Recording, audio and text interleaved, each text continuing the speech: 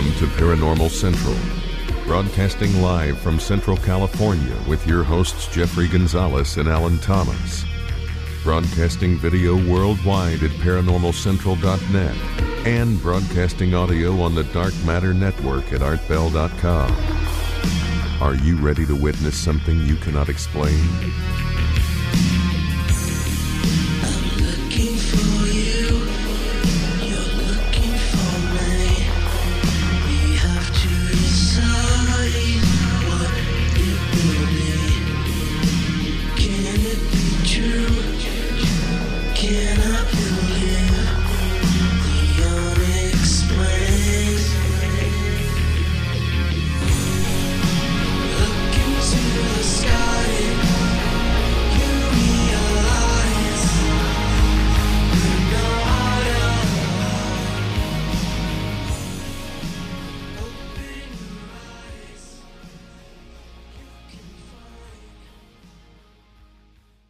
Hello everyone, my name is Jeffrey Gonzalez. Welcome to Paranormal Central, broadcasting live from the bottom left-hand corner of the Nevada Triangle. And I can't believe you're not hearing that. Thank you for showing up wherever you may be. To the right of me, my co-host Alan Thomas. How y'all doing?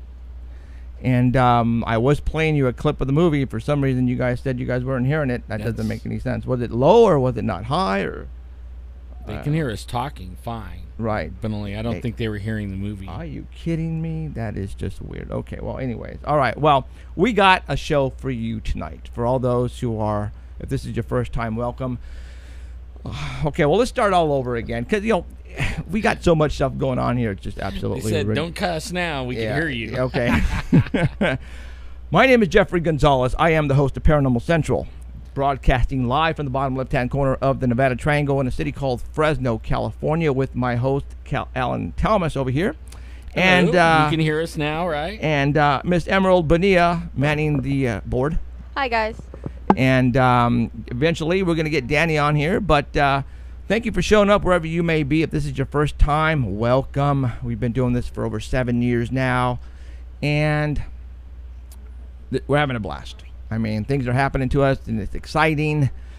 We are broadcasting live right now on live stream worldwide HD quality video.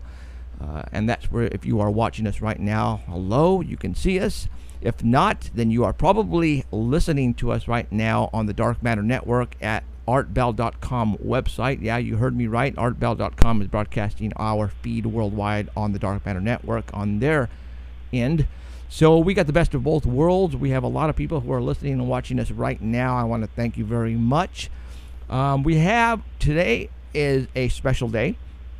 As you can see, our backdrop is not usually what it looks like.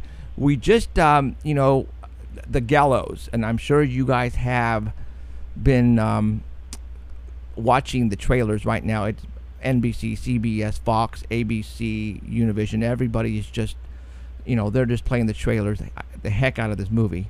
It's coming out July the 10th. And why are we so excited about this movie? Well, the writers and the producers of this movie, Travis and Chris, are from Fresno. Wow. These guys are a local production company, and they decided to shoot a movie about 5 years ago. And they got picked up by Warner Brothers Distribution, guys. This is huge for these guys. This is huge for Fresno. It's very exciting for everybody who's involved, especially these guys. It's like, if you have a dream, go for it. And these guys did, and look at where they're at now. Well, they were just in here a little while ago, and unfortunately they couldn't be here live exactly, so we pre-recorded it just about an hour ago. They are off to LA and different, because they got a lot of press that they have to do for this movie. So they gave us 40 minutes, which is awesome, and it's a great interview. We're going to let you watch it and let you hear it through the Art Bell. It's very exciting because there was no questions that we wrote down in beforehand. It was basically sit down, just like if we're having a cold drink, and let's just talk about them talk about the movie, talk about their interest, how they got started, what happened during the movie, who they got to be the actors and actresses in the movie, how long it took them, what happened during the movie. That's where it's going to get really cool, guys. Oh, man. That's where it's going to be awesome. You're going to like. Yeah. So, you know, being paranormal and what we talk about happened to them as they were filming this project around the city of Fresno. They filmed it here in Fresno, you guys, in different locations, and we're not going to tell you where. We're going to let them tell you where and what happened to them. It's very exciting, and I know I just don't want to get too into it because it's really cool. So what we're going to do right now is like what we do every show. At the beginning of every show, we talk about Bigfoot. We have our Bigfoot reporter, Mr. Danny Valderrama, who's going to come on right now, and I think he's on the line. Are you there? Yeah, I'm here. Hi, Danny. Very excited as usual. Alan. Did you buy that piece of luggage that will fit me? No, I didn't. Oh, darn. Still looking for the right size. Yeah, it needs to be pretty big with wheels, maybe, and a wet bar. A wet bar. Yeah. And a breathing tank. Really, huh? Well, anyway, all right, I got it now. So, okay, well, anyway. No, you didn't. Whatever. Okay. Yeah, it's going to be a very cool interview later on. What's that noise? I don't know. It sounds like Danny. Oh, hold on. He must be outside with the birds. No. No? No. What is that noise? No, you're in the basement, huh? Doritos. Is that you, Doritos? The heck is that? Okay, well, anyways, all right, Danny. Yeah. All right. Now he's in the basement. For yeah. sure. You know what? And you know what it is? It's the wind current going through the bottom vents and then out the other vents. What you hear in this basement. That's what it is. Yep. Doritos. Yeah. Poor Danny. Anyway, that's what you get for being a bad boy. All right, Mr. Danny Valderrama, Bigfoot report for today. And Danny sent us, over some photographs, and I'm going to show them to you right now on the live stream as we talk about them. For all those who are listening on the artbell.com website, you can go to the homepage, and Mr. Keith, the webmaster himself, put a link on there with the photograph that we're going to be talking about, so you guys will not be left out. And so if you guys want to go right now to the artbell.com website, if you can. If you're on the road, don't worry about it. You can always go back later on and take a look at them if you wish. All right, let's go ahead and show the photographs right now. Photograph number 1. Go for it, Danny. First picture comes to us from tourismharrison.com, and it's Sasquatch Days. It takes place June 27th and 28th. That's this weekend. And Sasquatch Days takes place in Harrison, Hot Springs, British Columbia. And if you don't know where that is, it's 90 minutes east Vancouver or 3 hours north of Seattle. And Harrison Hot Springs has always been a Sasquatch sighting place for the last century. And the stateless people believe that it's a spiritual being that can vanish into the spirit realm at will. They believe their home is in the caves of Mystery Valley, and that's on the west side of Harrison Lake. Local lore says that Sasquatch hold a reunion every 4 years, beginning on the full moon of July. And for 4 nights, they meet and have signal fires, and they're kept burning for the 4 days. And these signal fires were last seen in 1940, although the sightings have continued. And the Sasquatch Days is a two-day event. And the original one took place in 1938. And then that one, 2,000 First Nations people came from different bands from Canada and the United States. And the celebration includes canoe races, a traditional salmon barbecue, medicine walks, cultural boat tours, arts and crafts, games, entertainment. And then they have talks on Sasquatch from the stateless experts and from the local Harrison Hot Springs Sasquatch investigators. And that's picture 2. The picture 2 is a picture of the opening ceremonies. You can see 2 Bigfoots with a local native that's singing traditional songs. Now, I recognize the Bigfoot on the right. That's a costume that I usually see. But the one on the left, that's new to me. The one on the left is from the town. That's his name is Harrison. and he roams the town, and you can take pictures with him. He's a pretty friendly guy. And you just have to search for him. He's moving around town. Huh. Picture 3. Picture It's 3. believed that the Stateless word for Bigfoot was Saskets, and that means wild man. And they believe that somebody mispronounced it, and it became Sasquatch. And that name just stuck. But they believe that they had the original name for it. The original name was what again? Saskets. Saskets. Yeah. Sasquets. Ah, okay. And it's sacred to them. And then picture 4 was provided by Winona Alexis. And Sasquatch is sacred to the Stateless, and it's a symbol of their people. So it's only fitting that they celebrate it. It's a great opportunity for everybody to learn about the traditions of the Stateless people and share their cultural experiences. And picture 5 is also from Winona. So if you missed this year's event, you don't need to get mad. I put the website up on the Bigfoot report that's from the Art Bell page. It's posted on the Paranormal Central page. There's a newsletter that you can sign up so you can know when next year's event takes place. They seem to change the dates a lot. So, So we're talking. So we're talking Canada then, right? Yeah. Okay. Yep.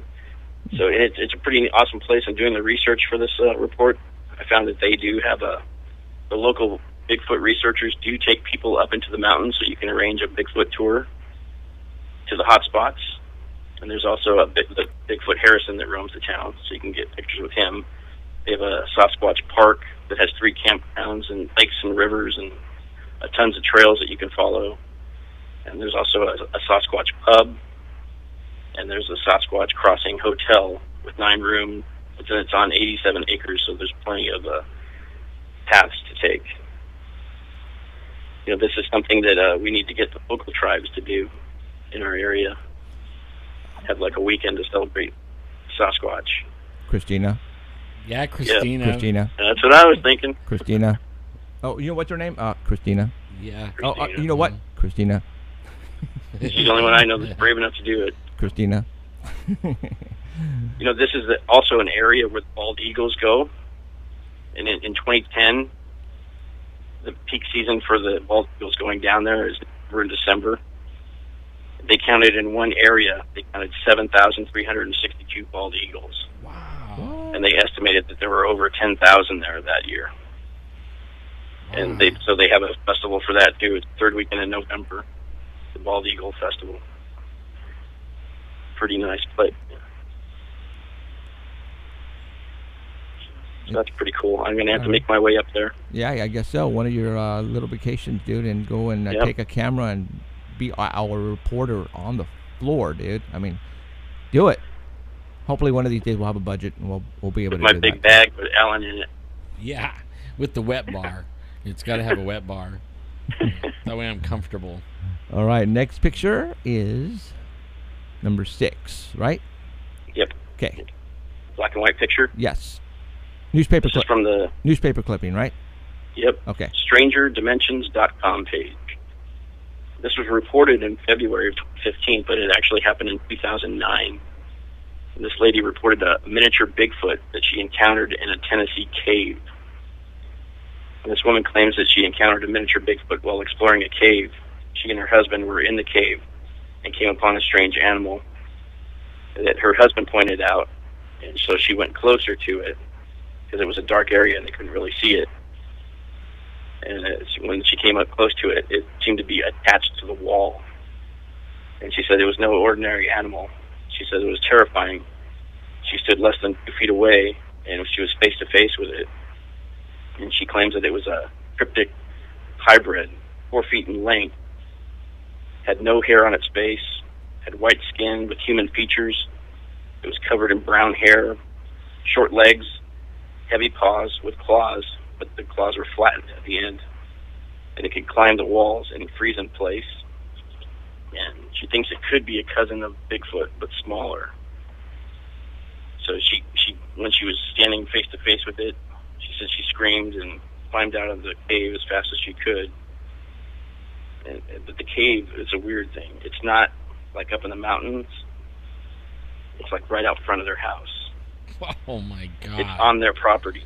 Oh yeah. So she hasn't slept since, right? Yeah, so she can go down there anytime she wants. It's fenced off, and it's their front yard is the cave, and it's kind of like a sinkhole where it just kind of like sunk down and opened up and exposed a cave down there. But apparently, it's very historical. The crypto crew did the report on this, and they actually have video of the cave that I also posted on the Paranormal Central page, so you can see what it looks like. You can see how close it is to the house. Now, when you say Paranormal Central, the Facebook live page? The Facebook page. Okay. Look under the Bigfoot report, and in the comments there, I have the video posted there. Okay. And you can see how close it is to the house. The picture you're seeing there is from 1696.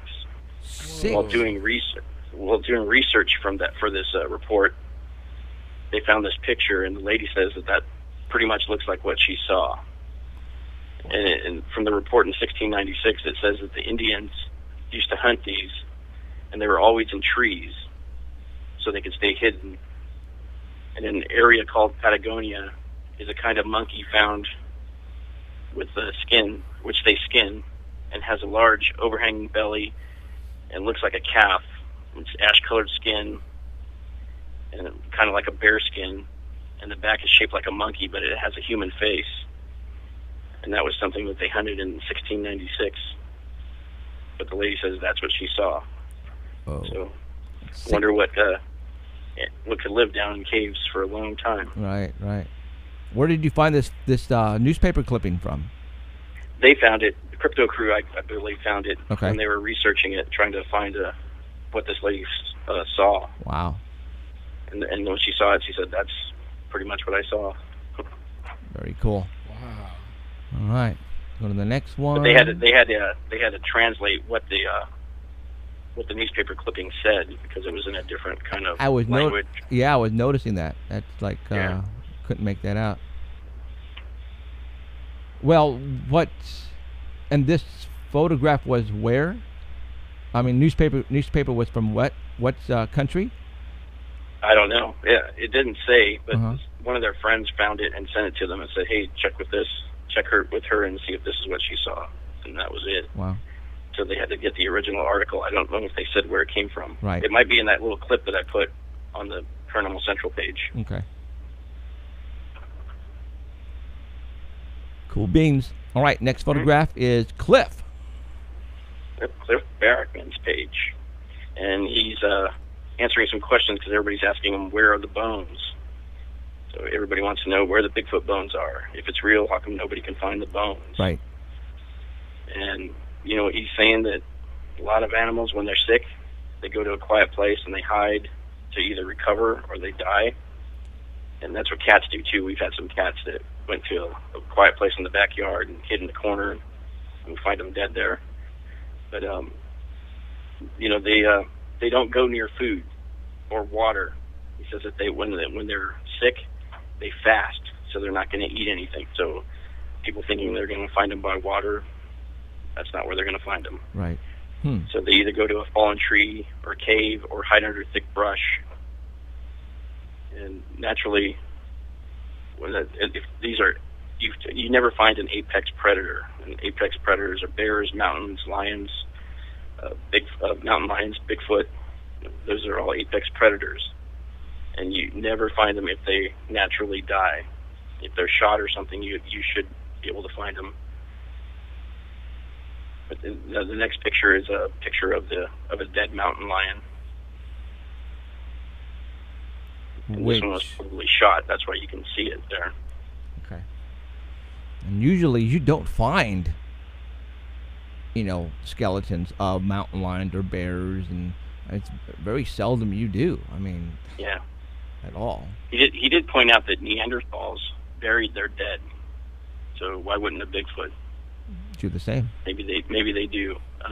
Well, yeah. But this picture of the mountain lion is 2 days old. It's a 2-day. It's a fresh kill. Wow. Okay. Now let's stop right there.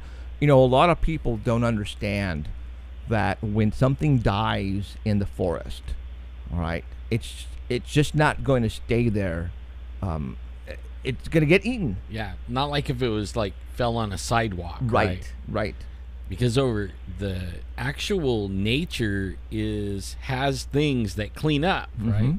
Like the worms and everything, bugs. Right. They will take it apart in a week. So look at it in 2 days. Yeah, this is in 2 days, you guys. So a lot of you guys who think, well, how come we haven't found the bones of or the meat or the body of a Bigfoot? Well, this is 2 days right here. If a human being died in the forest someplace, in 2 days it's going to look like this, and in probably 2 more days it's nothing going to be but bones. And then the coyotes and the foxes and those type of animals, bears, are going to come. They're going to grab the bones and they're going to take them in different directions, and that's going to be gone. I mean, you're exactly right. That's what he says. It's good.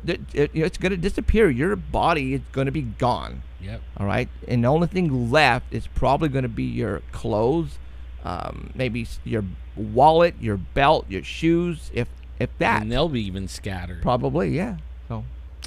Yeah, he says the scavengers can smell death. Yep. So as soon as you're close to dying, they're waiting for you, and the feast begins, and they start devouring your flesh and soft parts. And he said even the moths come down, and they take the fur. They eat the fur. Insects will take and lay their eggs in there. Flies will start hatching from there, and they'll cover your body. The coyotes and the bears will take the bones and take them off in different directions. And rodents, he said, are the ones that eat the bones. Yeah. They eat it for the calcium that's in the bone. Yeah. So rats, mice, porcupine. He said even the rabbits will come and eat the bones.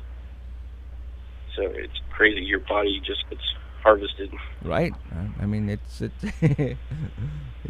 So he said that sometimes somebody will be walking on a trail or off a trail, and they'll find a single bone. And they'll say, well, that's kind of weird, but it's probably a bone that a bear or a coyote hauled off. And he thinks that most people don't think anything of it. Most people aren't in the woods hunting for Bigfoot. No, not at all. Most people don't care. Right. Yeah. So they'll find a bone, not think anything of it, keep going. So, but sometimes he thinks that Bigfoot bones have actually been found, but nobody pays attention to them. They ignore them or leave it there. Right. Thinking it's they don't know what it is. Right. Exactly. Yeah. I mean, how many times, I've found whole skeletons, but I think it was where Bigfoot was hunting and leaving behind the skeletons. But only a lot of times when you find one bone, you don't even know what the heck you're looking at. Unless it's an antler or something that you're familiar with. Right. Yeah, that's what he's saying. People are thinking it's an elk or another large animal, and they just leave it. Right. Yeah. It needs to be tested. Right. That's what he's saying. And in order to test something like that, you're talking some money, man. Yeah. And that's why you can't test every single bone you find. No. Not unless you are involved in animals like Carl Johansson. Like, if he was out there with us, then we would find bones and say, Charles, what's this? Carl, what's this? He'd be able to tell us right off the bat. So, okay.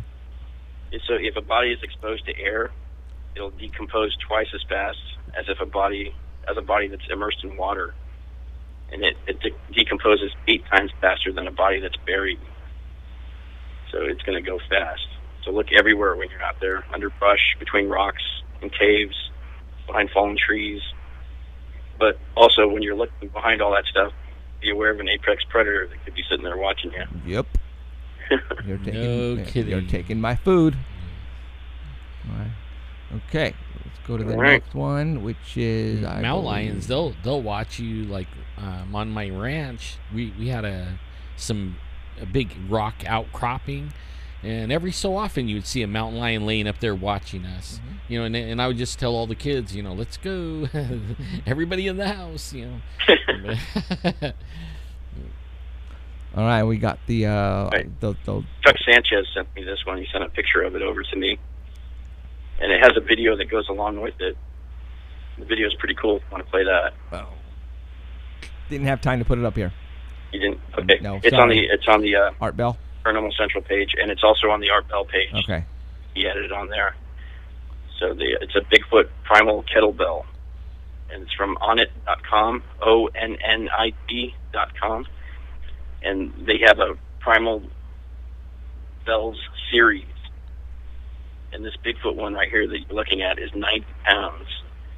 90? So it weighs as much as Jeffrey. Well, how much do you think I weigh? 90 pounds. 90 pounds. Well, I appreciate that, but you're wrong. 91. Yeah, does it growl every time you pick it up? This thing will inspire a strength in your previously thought to be mythical. It's chip-resistant iron, perfectly balanced, enlarged handles for an enhanced grip and strength. Now, in this Primal Bell series, there are 5 different bells, and they're not all Bigfoot. Like the first one, they're different sizes, and the first one's 18 pounds.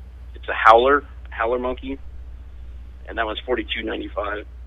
There's a chimp that's 36 pounds, and he's $84.95. There's an orangutan that's 54 pounds, and it's $129.95. There's a big gorilla head that's 72 pounds, and he's $161.45. And then the Bigfoot one, 90 pounds, and it's $204.20. And these are just weights? Just weights, kettlebell weights. Okay. Yeah. If you buy them all, you get a discount. You get about 10% off. But they also have zombies and werewolves and cyclops. They all have different series that they're making. It should be a good seller. Wow. Right. Just another thing to add to the collection. Yeah. And now you got to find a place for your collection. So much, man. It's moving out. You suck, man. So, okay, I have the last picture up with him basically using the weight. So. Yeah, that's you after you use it. Me after I used it, huh? Yep. Not even close. I'm more buff than that. Yeah, right, whatever, huh? Cool. So, is that it? Cool.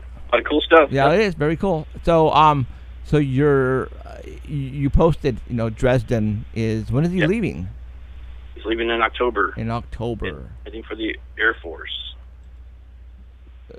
Air Force. So it's a fancy name for whatever I put up there. Whatever. Ooh. This sounds highly technical. Highly alien. That's what I'm thinking. So, but we don't want to get him in trouble. He hasn't started yet. No, I don't want to get him in trouble. Exactly. So, well, wait until they figure out who you are, and they're gonna say, "Oh yeah, my dad is this and this and this." You're out of here. Yeah. Nobody's gonna believe him. Yeah. He's safe. Right on. All right, Mr. Danny. Thank you very much, dude. Right. And we will see you next week. Okay. All right. Thank you, dude.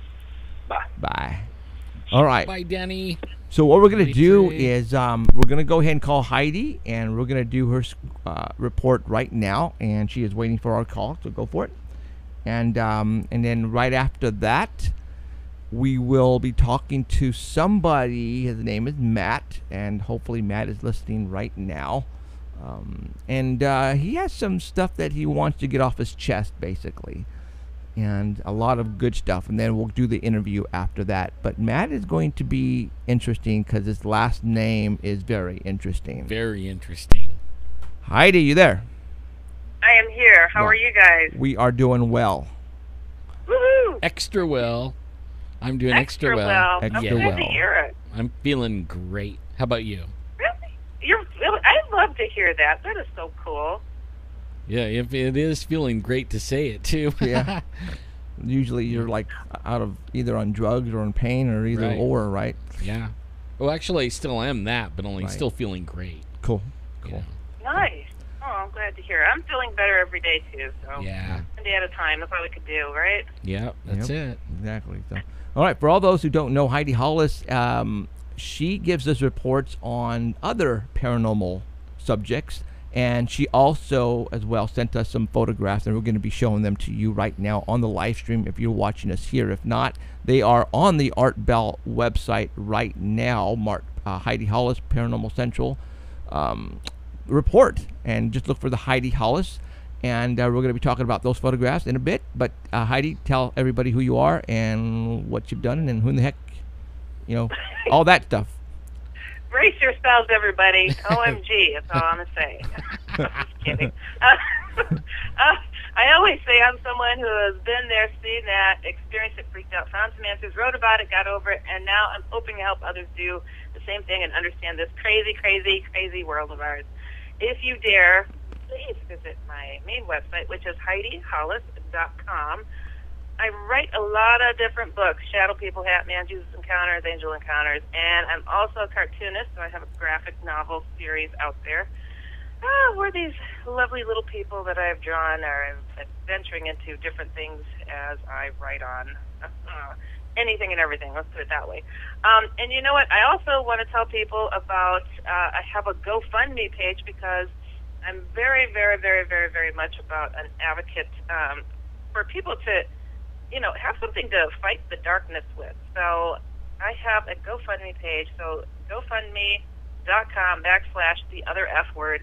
Don't worry, it's not a potty mouth word. It's for faith, and it's something different. It's not what you think. It's very different. So cool. I also want to tell you guys that if you have had anything out of the ordinary happen to you, and you want a little bit of honest advice, feel free to write me at oddadvicehh@gmail.com and send your pictures, everything, drawings, and I will do my best to give some level-headed advice. Me and the guys here, we will pick at it. So, there you have it. Right on. Okay, so Heidi sent us over some photographs and very cool stuff because this is the stuff that we talk about once in a while. But aliens, reptilians, right? Yes. Yes, right. indeed. Wow. I have to tell you guys, I just came from the Mardi Gras of Chicago. Let's put it that way. It's a pride fest. Like 1 million people come to it.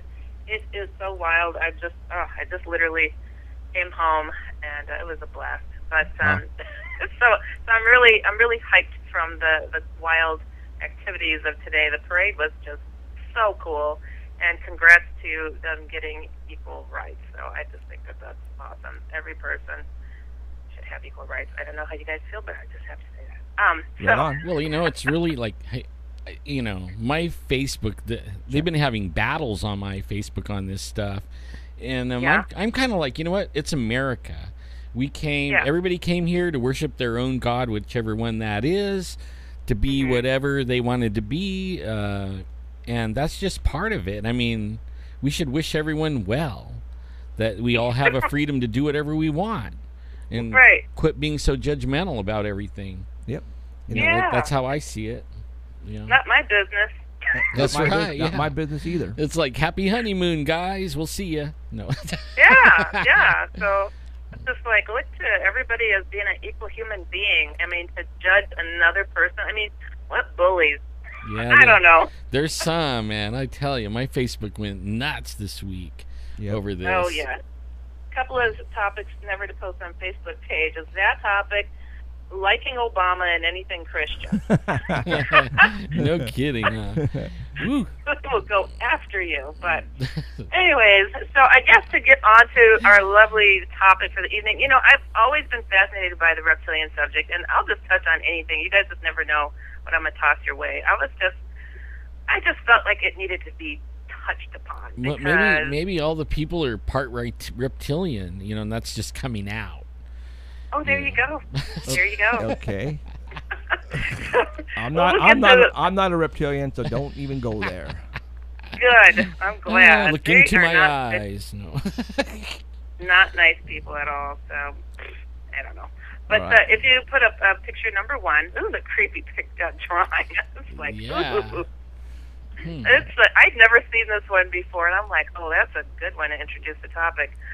But I wanted to give a little background on the reptilian beings, a little ancient history, I guess you could say. The Hopi Indians of northern Arizona have traditions that recall a time when their snake brothers built and occupied underground cities in Arizona, California, Mexico, and Central America. And one of those cities that's believed to have been built is the West Coast, under Los Angeles, California. So, I don't know, but this is really interesting to me. I came across this newspaper article, and, again, it's the internet. I just is this really legit? Was this story really put out there? In January 29th, 1934, front page news of the LA Times, which is really kind of bizarre. This story of an engineer who was looking for this mythological underground city. Now, I'm going to pull up this story here. And the article was entitled, Lizard People's Catacomb City Hunted. Engineer sinks shaft under Fort Moore Hill to find maze of tunnels and priceless treasures of legendary inhabitants, by Jean Basquiat. So this is how it reads. You could go ahead and go to picture number 2. It's another image of how people have reported these reptilians. So, okay, this is how it begins. It says, busy Los Angeles, although little realizing it, in the hustle and bustle of modern existence, stands above a lost city of catacombs filled with incalculable treasure and imperishable records of a race of humans further advanced intellectually than the highest type of present-day peoples, in the belief of G. Warren Schufelt. That is the engineer that they're speaking of, a geophysicist mining engineer now engaged in an attempt to wrest from the lost city deep in the earth below Fort Moore Hill the secrets of the lizard people of legendary fame in the medicine lodges of the American Indian. So firmly does Schufelt and a little staff of assistants believe that a maze of catacombs and priceless golden tablets are to be found beneath downtown Los Angeles that the engineer and his aides have already driven a shaft 250 feet into the ground. The mouth of the shaft being on the old Banning property on North Hill Street, overlooking Sunset Boulevard, Spring Street, and North Broadway. And so convinces the engineer of the infallibility of a radio X-ray perfected by him for detecting the presence of minerals and tunnels below the surface of the ground, an apparatus with which he says he has traced a pattern of catacombs and vaults forming the lost city, that he plans to continue sending his shaft downward until he has reached a depth of 1,000 feet before discontinuing operations. Now, supposedly, he came across some of these golden tablets and photographed it and all this stuff, but of course, that was not to be revealed. But how fascinating that, there was so much lore that was pointed under L.A. that this guy made a point to go and dig it up. So I thought that was fascinating. Just a little bit of history. I've heard the same thing. I've heard of lizard people living underneath the California, especially L.A. And how about Fresno? I've heard actually Fresno too, dude. Me too. In fact, I seen it was a drawing that or a picture, maybe it was a satellite picture, and they have these new satellites where they could kind of see under the ground, kind of like, and they showed the satellite picture, and the tunnel works of these lizards under LA was the shape of a head of a lizard. The tunnels actually shaped a lizard head. Wow. And it was kind of creepy looking. Wow. Yeah, wow, that's pretty crazy. Yeah. Well, I think that the lizard people have come to the surface in LA. What do you think? I don't know. Nobody would ever know, you know that? I mean... Nobody would ever know. Yeah, I mean, everything's in L.A. They would just think it was somebody from the movie set. We've talked... Break. Yeah, we have talked about this, about, the missing people east of us in the Sierra Mountains. And the lizard people have come up many times. Yeah. Bigfoot or lizard people. Of what's snagging these people, how are these people disappearing, where are they going, and people cannot find them. Well, the only place I can think is underground. So I don't know that this has definitely come across our minds here at Paranormal Central about lizard people. But hey, we were even talking about, like, a few shows back about the methane. Like, they were showing Fresno as having a huge amount of methane, more than what should be there, and they were saying it was coming from under the ground, and the lizards were kind of doing it. Oh, I believe it. They making this methane. The stinky things. No kidding. I heard they smell like hell, just to be straight and blunt about it. Going to the third picture, we've got David Icke. This is more of a modern-day reptilian search that's been going on with him. And just to give a little background on him, he had an eye-opening experience in 1990 that sent him on a mission to expose the whole Illuminati agenda concerning the bloodlines of reptilians, which are, of course, he feels that they are not quite human people that are reptilians underneath. So he said just outside the spectrum of light are these beings who, much like a person who puts on a glove and reaches into a tank to manipulate an environment, these reptilians don human-looking flesh to come and operate within the light here and are often in positions of power, like politics and royalty and superstars and all that stuff. He said jinns, demons, serpent races, and such are all the same as these reptilians. The bloodlines have been interbreeding, like the Bush family. He names these people: Bush family, the Clintons, Rockefellers, Rothschilds, Greenspan, and even Obama. Yes. Dun dun dun dun. Yeah, he literally named Obama. Okay. There's a certain genetic code that allows these entities, he says, to possess particular bloodline families. So they are essentially vehicles for them to get around in and manipulate mankind. If you go to picture number 4, another butte there for you to take a hold and behold of. It kind of looks like the last Starfighter guy, Grig. Yeah, and also the Slee Stack. Yeah, right. Exactly. Oh yes, Land of the Lost. Absolutely. There you go. There you go. So he says that all these families, what made them vulnerable to these influences, according to Ike, are the rituals of witchcraft, where blood drinking and sacrifices were done to the gods, which are these beings that feed off from human blood and energy. He said that these bloodlines continue to do the sacrifices to these gods secretly, since we are so-called civilized now. So these entities operate outside our light that we're able to perceive and take over these positions of power that these bloodline families gain, which is interesting. You could click to the next picture, number 5.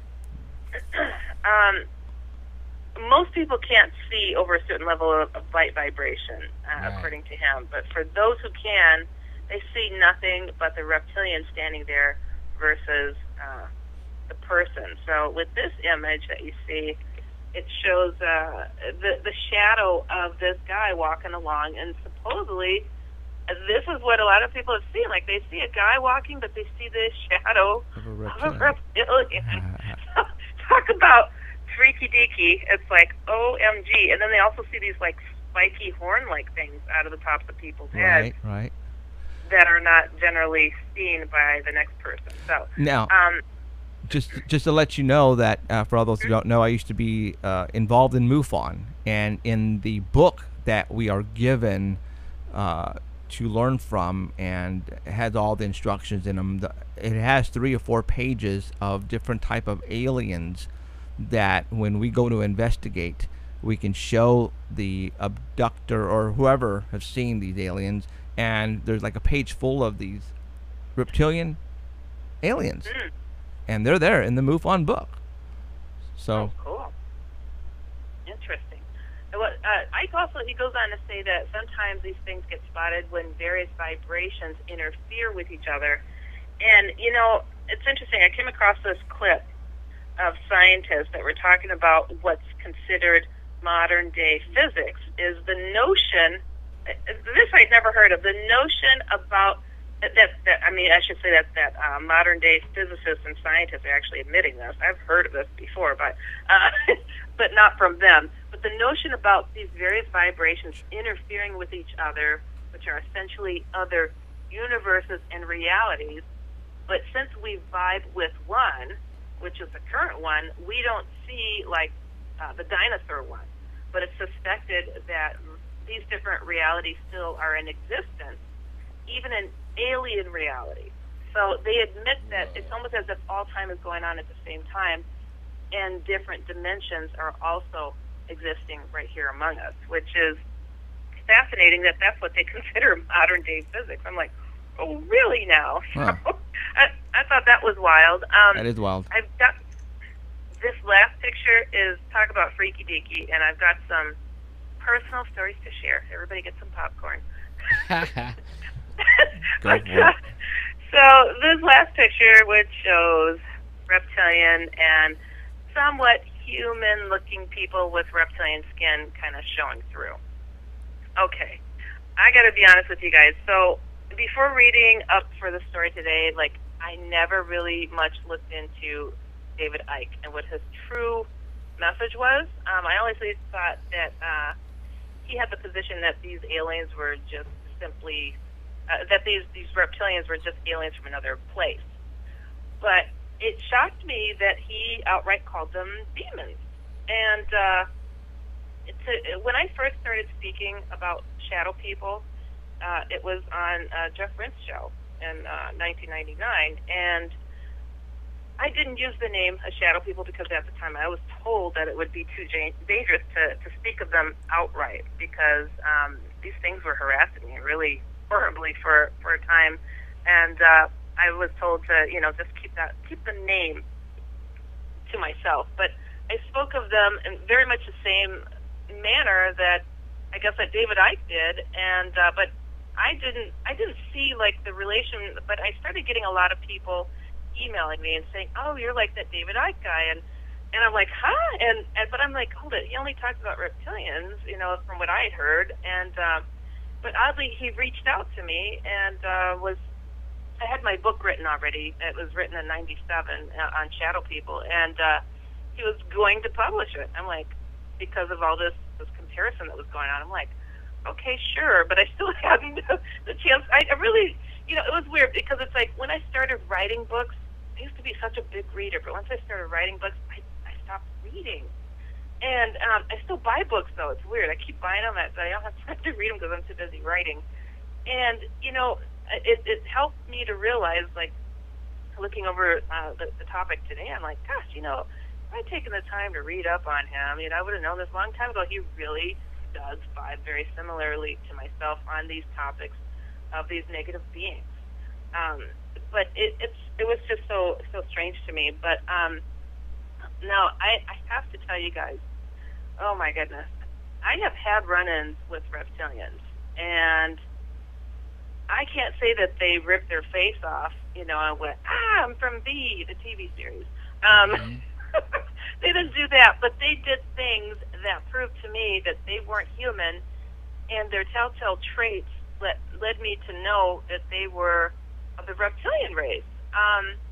But what's interesting, I've had over the years many people who have told me stories that are just mind-blowing of how these things appear.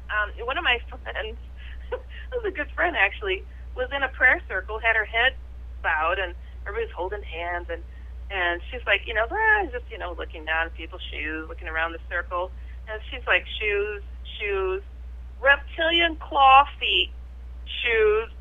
She's like, what? And she like looks and she watches this person's feet shapeshift back into regular, shoe-wearing feet, and she's like, I saw reptilian claw feet next to me, And another one, this is crazy, a lady who worked in a office cubicle for years and knew everybody for years. And just like every morning, my friend Susie would come over and talk to me with some coffee and hand me my cup of coffee, and we would just chat. She said this one day she comes over and she hands me my coffee, and I'm staring at her. My mouth is like wanting to hit the floor. This thing in front of me sounds like Susie. It's dressed like Susie, but it's a giant reptilian. Just talking, carrying on, and I'm like frozen. Like, where am I? What is going on here? And interesting what did they do with Susie? No. Yeah, it was Susie. What's weird is how these people describe seeing these things shapeshift. And they said, how when heat rises off a road and you see that little mirage, and it's like that, and they shimmy right back into who they are, supposedly. So it is crazy. Wow. I don't know. It's wild. You know, if you wanna get a little more like lately, if you want to get a little more in depth on what's going on with the reptilians right now, read David Wilcock. And he's saying that they're about to meet their maker. I guess, you know, like something came into the universe and made a wall around the Earth where they can't escape, and they're about to be like judged and everything, and we're all going to see this supposedly real soon. And that's around the September date, right? Around September. There's just so many, theories out there on those dates. Yeah, I heard the same thing, and I read it as well. I don't know. It's interesting read, though. Real interesting, because it talks about the reptilians, right? And what their agenda is, and it goes deeper than what's his name, the one you just showed. Now let's think about the reptilians. Where do you find lizards and snakes more often than anywhere? In hot regions, right? Well, California is in the drought. It's getting extremely warm here. There's no water, only like a desert. Well, here in Fresno, California, Central Valley, we are a desert here. Right now we are. Yeah. And but I can see these reptilians, whoever's in charge, loving it, and maybe they're in charge. Just saying. Yeah. I have to tell you, the 3 people that I knew to be reptilian, they were all heavily involved in the UFO community, one being very prominent in guiding the focus of many people away from answers. But he stands as somebody who's giving answers, but they're controlling those answers. So when we look at this information, it's not always coming from humans. It's coming from non-humans too, Right. I never thought of it. Yeah, wow. Really, I thought of that because a lot of the people see when they get abducted, there'll be the little grays and a bug, like a praying mantis or something. But then there'll be the boss is the reptilian, standing back, in the back where they see him, and they never talk to him, but he's the boss. Wow. Right. It's crazy. What a trip. I don't know if you guys have time for an advice story? Yep, go for it. All right, here we go. All right, it says, Dear Heidi, I listened to you last night on this other radio show. I've seen the Hat Man several times. The first time was when I was praying in one room, and I heard things rustling on a shelf in the adjoining room and saw a shadow moving on the wall of a man with a hat. The more I prayed, the stronger it got. Oh, that's weird. It was behind me, and I knew he was watching me in my prayers. I didn't feel any fear, though. I even invited him to join me, and he came up to me and hugged me. Okay, I'm confused. Whoa. The other time I saw him was about a year ago. I had just gotten into bed and turned toward a chair in my room, seeing him stand there, very black and opaque. I felt slightly nervous, but decided to not feel fear because it was something that might hurt me. It could feed off of my fear. I felt no animosity from it, though. I told it telepathically that I didn't fear it, and I am with God and Jesus, and that if it's good, that's great, but if it's evil, it must go. I decided to not let it bother me and turned over in bed, so I was facing away from it. I turned back, and it was gone. Hello, evil. But this person says, I don't think it's evil. It has never tried to hurt me, and I do feel it's just curious. Maybe it's from another dimension, as he suggested.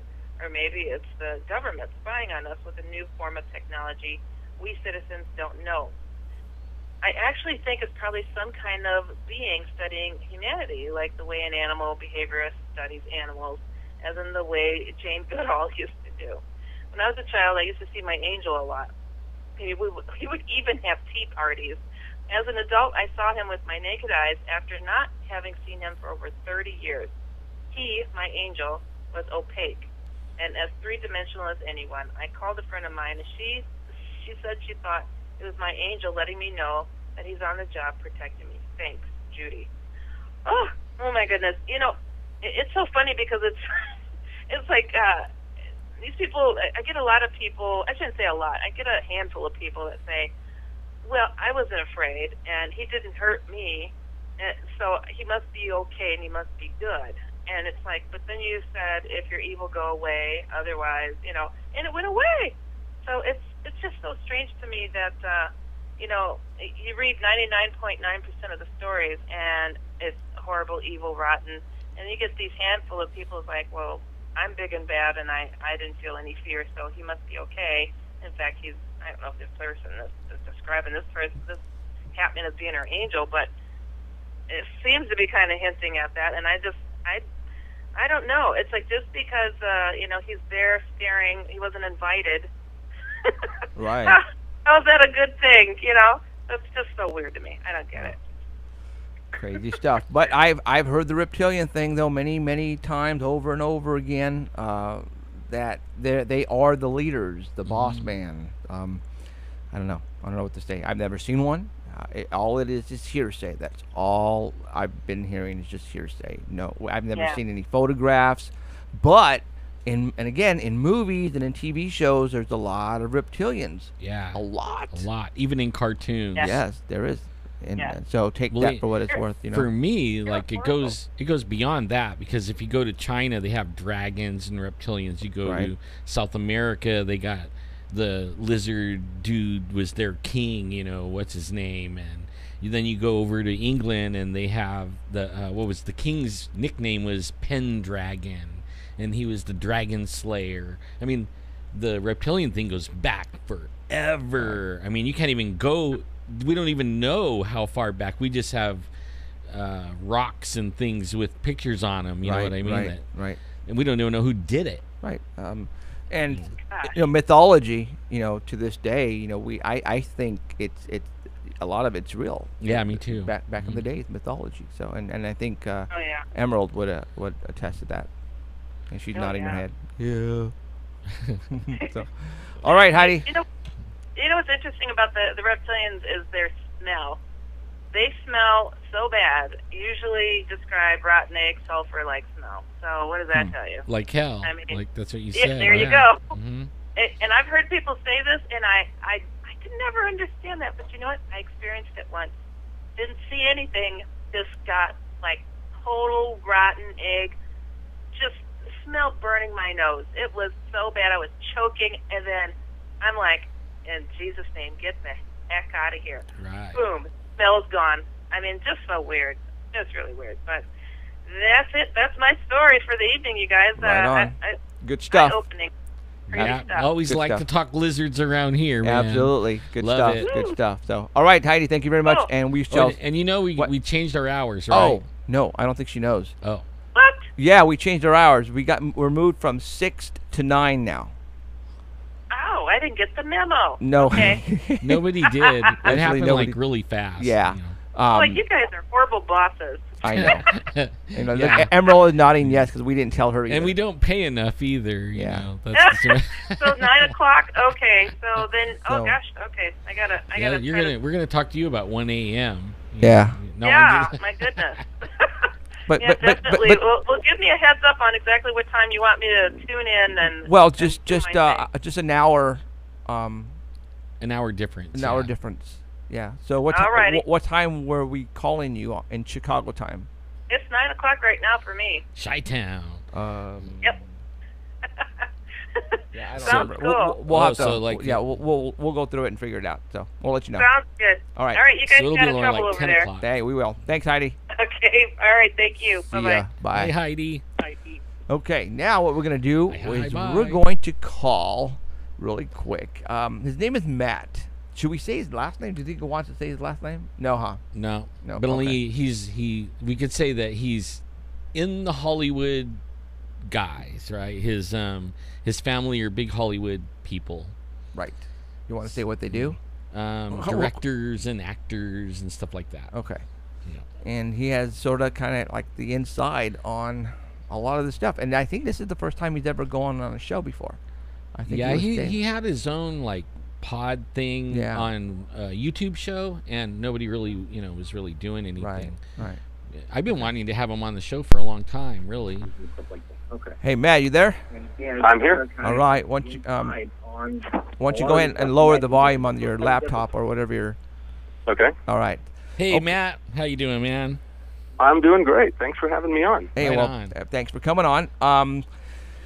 Now, obviously, we just know you by Matt. You want to leave your last name out?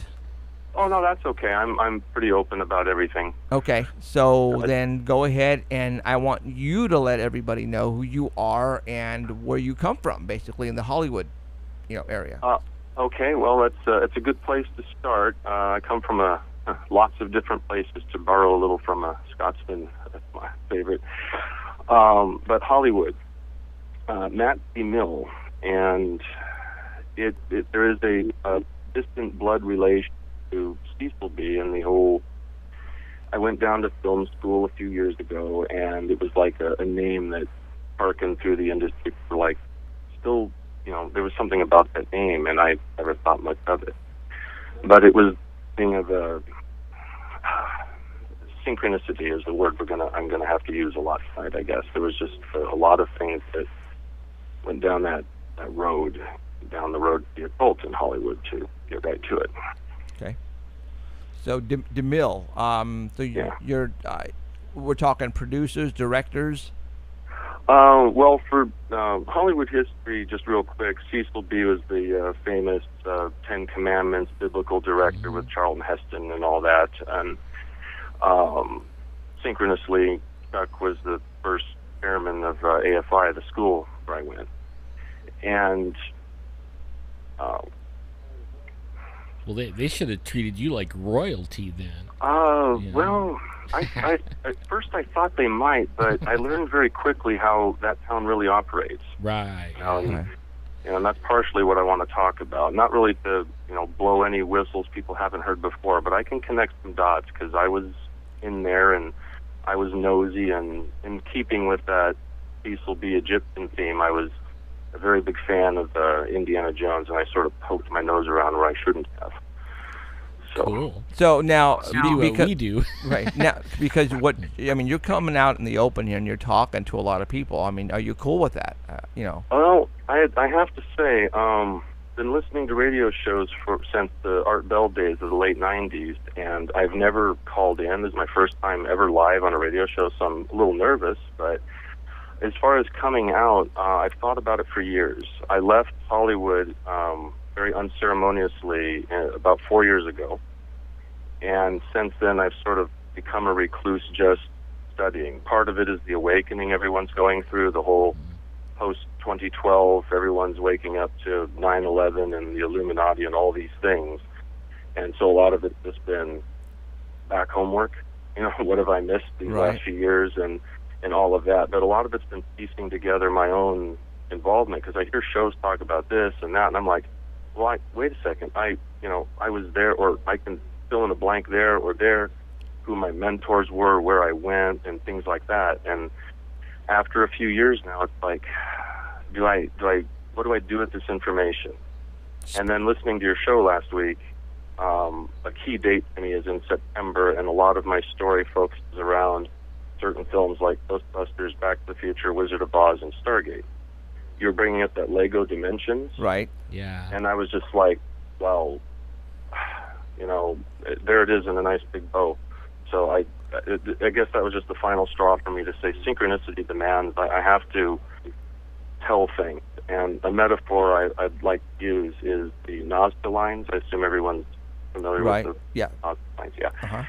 My story is like all over the place in lots of places, and you can't, in a short time, I can't really relay much.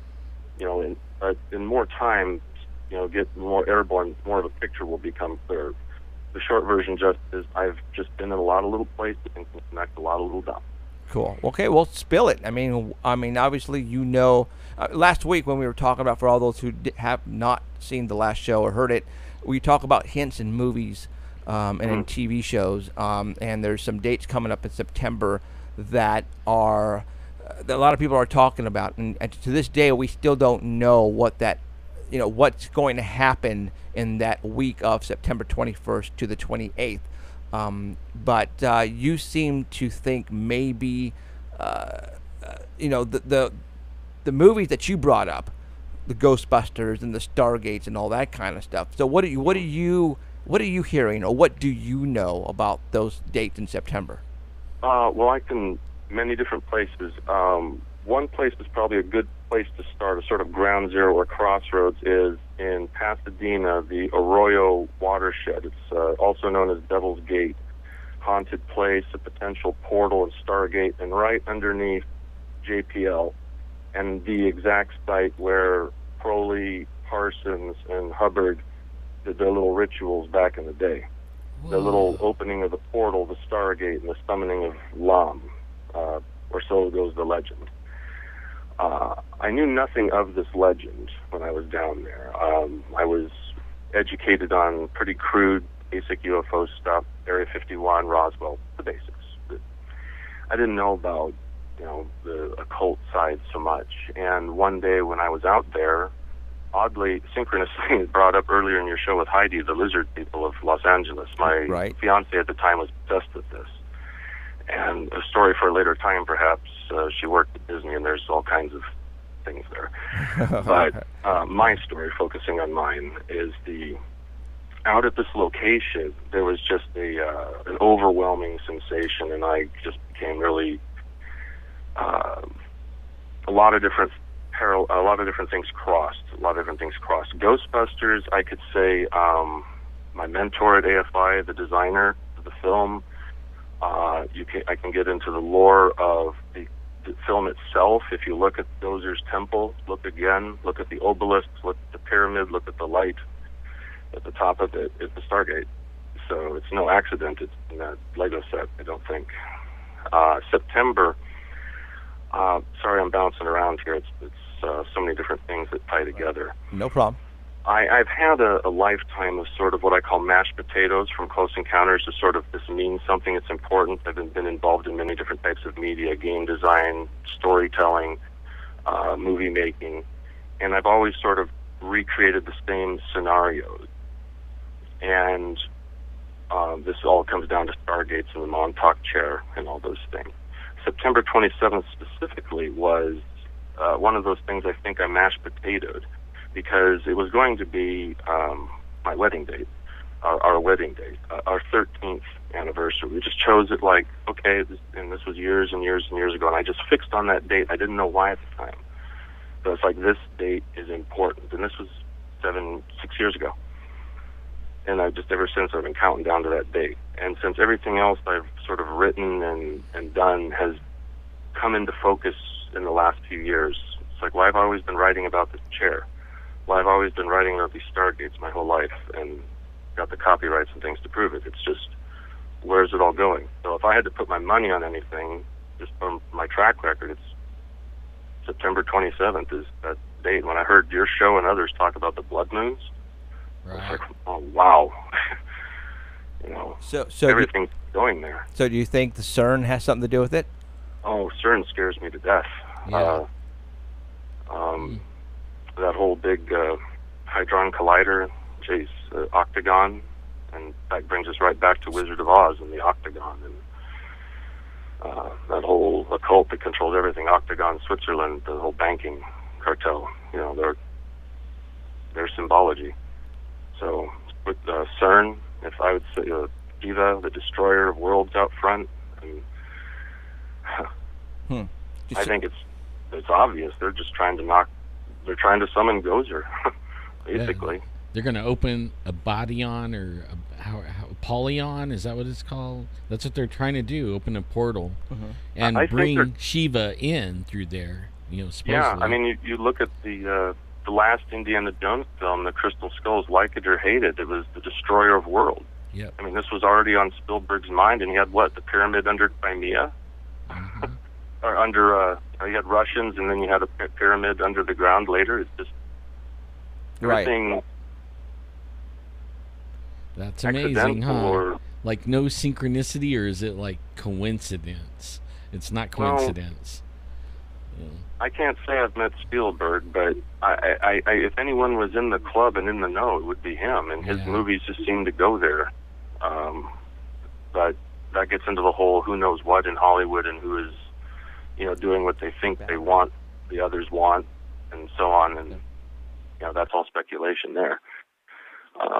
But it goes back to that story in the early '80s when he screened E.T. at the White House, Reagan. and there's like only a few people in this room know how real this is. So, yeah, I think Spielberg's in. I think he's definitely in the know-how. Always been since the very beginning. I think so. And there are movies, and I'm going to say, and it's a comedy. The movie Paul. When Paul is talking to Spielberg over the phone, and Paul is giving him, all the ideas for all these movies. Yeah. So I agree with you there. I think he's in the know-how big time. But yeah, I mean, continue. Go for it. Which direction we can go? Wow. We can go to JPL. We can go to Devil's Gate. We can go back to Ghostbusters. We can go. Now the Reptilians. Yeah, the Devil's Gate. That you said in Pasadena, right? Yes. Now, just north of the Rose Bowl. What's kind of weird about that is that Stillings. God, I can't forget his first name. William Stillings, and who says that he, ported over to Mars with Obama back in the days. But he did mention, I think, what you're talking about right around in Pasadena, because he did mention Pasadena. And then JPL right there, and we all know that's the Nazi-funded occult. Jack Parsons, the whole crowd that connects to the lodges, and then right over to Montauk and back. And I think of the Native American legends there, of there being a sort of a door between worlds, and the natives. Whenever the natives say don't go there, people should listen, and unfortunately we usually don't. Right. And then just south of the Devil's Gate is the infamous, what's called in LA, Suicide Bridge. For those that haven't heard of it, it's a bridge built in 1913. You see it on a lot of shows. It's very fun to photograph. It's very dramatic. It's got a railing so people don't jump over it and jump off. They've had like 200 suicides in the last 100 years. And I just got to wonder, is something like evil leaking out of that gate? Is that I recently saw the movie SWAT. Isn't that where they landed the jet on that bridge? Unfortunately, I'm not familiar with that film. Okay, no problem. Yeah. It's got to be the one. It's got to be the same one. So. Oh, got to be. They film it all the time. You can't drive over it anymore, so it's always being filmed on. Oh, got it. Okay. And then the thing that's important to my experience, I guess, it's strange to say on the air. When I went there, when my fiance led me there, she liked to hike the trails, and to me it was just another day taking me out there. I'm afraid of snakes, and I would really like to touch on what Heidi brought up about reptilians in LA. But I was just kind of trepidatious about being out there. But when I got hit with that standing, what I learned later was the exact spot where they did that summoning. I was overwhelmed with despair, with nausea, with every sensation that people would now classically call either a walk-in or even an outright possession. So there, I've said it, it's out there, okay. That was easier than I thought. And for about a month after that, I just had the compulsion, like everyone else, to jump to my desk. This ultimately led to the dissolving of my engagement, and she fled in terror, and I haven't heard from her in 4 years. Wow. So make no mistake about it, folks. These dark entities can do things, and I've recovered. I've left LA. I've got my life back together, but now what? Just a little, There's some evil in Pasadena. Yeah, absolutely, there is evil. Now, what really piqued my interest is Disneyland. Yes. The most wonderful place on earth. Yeah. Why do we think that Disney is actually evil? I can tell you all about it. All right, go for it. Because because Emerald's mom, Kathy, she goes how many times per year? As much as we can. As much as you guys can. And I have friends who will go as many times as they can. I'm literally 3, we had 5, season passes. It was that bad. Right. See? Well, I'll be nice. I loved Disney most of my life. I was the ultimate Disnoid. I went as a little kid back in the 70s, and then once the 90s hit and I could determine my fate, I went as often as I could, every 3 years or so. And when I went down to AFI and to film school, I told everyone there, I was like, you guys can study for the TV shows and everything. I want to work at Disneyland. Got season passes. My fiance and I, and we went as much as we could. One year we got we were there like every weekend. I worked it into my thesis, an Indiana Jones thesis, and did an apartment themed after Disney. She worked there. I mean, my life was Disney for many years. And of course, being the Indiana Jones poking your nose around, it's like, okay, you're working there. I won't say her last name. I'll say her name was Jessica. So in case I say it by accident, just say, Jessica, look around, ask what you can, learn what they don't tell you. And this was our philosophy in general around the whole town. And so Disney, what I learned, at first the myths, is he an ice in the head? Well, I went to his grave plot in Burbank in the cemetery. And so there's a little 10-foot square grave plot where his ashes were spread. So take that for what it's worth, whether he, the legend of Disney. Was he a Freemason? Honorary Freemason, yes. And that is why, to everyone in the world, you have Club 33 over Skull and Bones, Pirates of the Caribbean, with the ship Columbia parked right outside. That's why. But Disney, I think, was innocent. I think he just, since he was honorary and not brought in through the traditional degrees, he just like, okay, this is cool, I'll do this. But people were using him knowing the power that his empire could use for mind control in the decades to come. And if you look at Disneyland, it's on the 33rd parallel, just like Dallas and Dealey Plaza, Masonic Plaza with its obelisk. And Disneyland was originally designed to be, well, you guys have talked about this on your show, I'm sure. I mean, I haven't heard all shows. I'm sorry if I've missed things, but Disneyland was just, it was like an Earth engine with the carousel at the center, and then they redesigned Fantasyland and moved it, and now it doesn't work. And having been there in the 70s, I could tell there was a different feel. There was really a different sensation in the air. And I think it's now broken, essentially. Disney's gone, and the corporations have taken over. The Illuminati uses it for whatever they can. And even when we were there and cared about it, like it's, we love Disney, we're just starting to see, like, it's a business. Yeah. Huge business. Huge. And in fact, one of the things about Disney is the how he was bringing out, like, the new technology. They were letting him bring it out. Like the talking animatronics and all that kind of stuff. I mean, back in the 70s, early 70s and stuff, that was like super duper way in the future, all that stuff.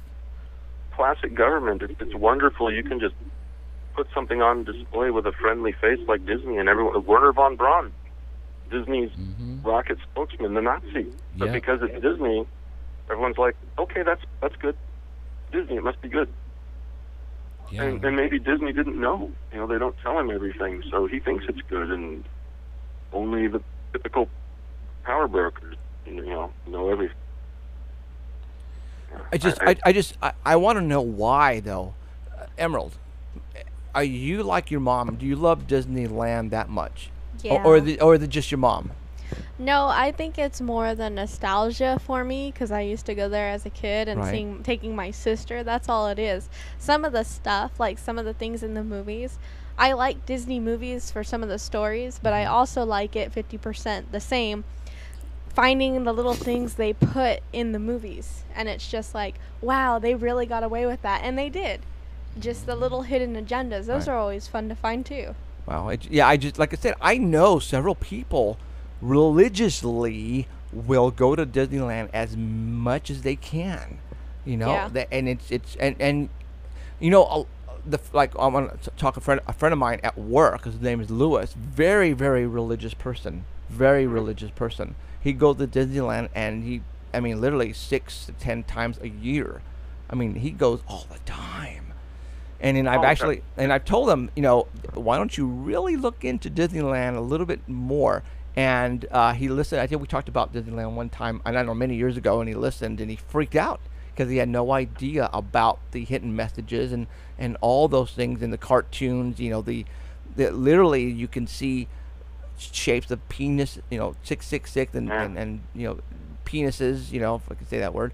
They do some things, and to be, you know, really just digging back into my heart there. It's Disneyland. I loved it when I was there. I mean, I couldn't get enough. Had it down to a science. Had our rations for the day. Had our how to beat every line. Had our fast pass times down to, you know, loved it. And but here's me, who's like into conspiracy, is always, you know, never voted. So like telling everyone that, you know, George Carlin's right, bankers own everything, and skeptical, cynical about everything. But even I was blinded by Disney. I had no idea Skull and Bones. I had no idea Masonic 33. I had no idea these. I was just totally in the matrix when I was there. They're that good at it. Right. Yeah. I mean, there's a lot of people right now who still don't even know. Well, a lot of people, like I've and talked they don't to, even want to know. That's right. I mean, they'll say, "Shut up! Don't talk to about my Disneyland like that." Right. You know. Yeah. And I took it as religious as anyone. I was prepared to make like a chainmail out of mouse-shaped links, and, you know, don't mess with my Disneyland. But right. The facts are the facts of what's there, and there's a lot of good people who work there. They all love it. Like, look at me. I wanted to work there and contribute on all the right reasons. Right. But who's calling the shots? You know. So we always got to live top of the pyramid. Right. Who's up there? Interesting. All right, now tell us about Hollywood. You know, we talk about again the NWO, Illuminati, the all-seeing eye. You know, are there people, and I'm going to throw some people's names out, like Julia Roberts and Tom Cruise and the Will Smith, Katy Perry, Lady Gaga, you know, all those. You know, is that all for real? I mean, you know, we talk about it all the time here, and the short answer is yes. And I'll tell you, just cite some examples to sort of build a picture. I went down to, I didn't have an undergrad. I came out of independent film, and just by, I will say, fate. There's a story of my going to LA and of my leaving that is just supernatural. But going down there, I went to film school, and I was just, when you're at AFI, you get a lot of special treatment. They give you the keys to the kingdom. Yeah, you kind of like the spoiled brats of Hollywood. So you take advantage of that. And you get to meet a lot of people at films locally. People show up for Q&A, some for the school, come for screenings, some, you know, tours of the lots, whatever. You get a lot of exposure and a lot of chance if you're bold enough to ask questions. So you get a feel. Some people, after a few years of that, I think some people, yes, Katy Perry, maybe, but I would say definitely not Julia Roberts, but Lady Gaga. Lady Gaga, definitely, and probably MK Ultra, her, like Britney before her, probably programmed with you know, more than one personality. And I'd say Brad Pitt, guys like that. Tom Cruise, I don't think, maybe. Tom Cruise is, the Scientology, I think, is a smokescreen. You know, L. Ron Hubbard, when he made his Dianetics and all that, he was really kind of perverting and Crowley stuff. And Crowley didn't tell him everything. It's a classic, you know, I taught him everything and he didn't tell me everything back. It's just, I think they let Tom Cruise sort of be a distractant. So if anyone ever says, oh, look at the occultism in Hollywood, they could easily just kind of point him out and look at Scientologists, and that would be it.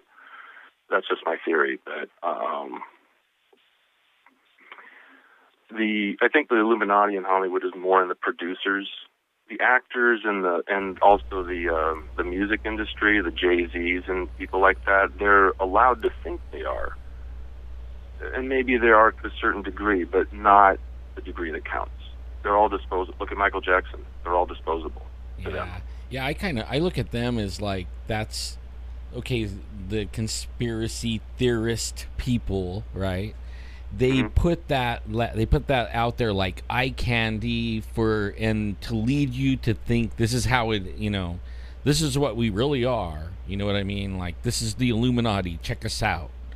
But really, that isn't the case. They're running around partying and making it look like the good life and kind of like the bad boy thing. But really, the Illuminati is so much more evil than that. Yeah.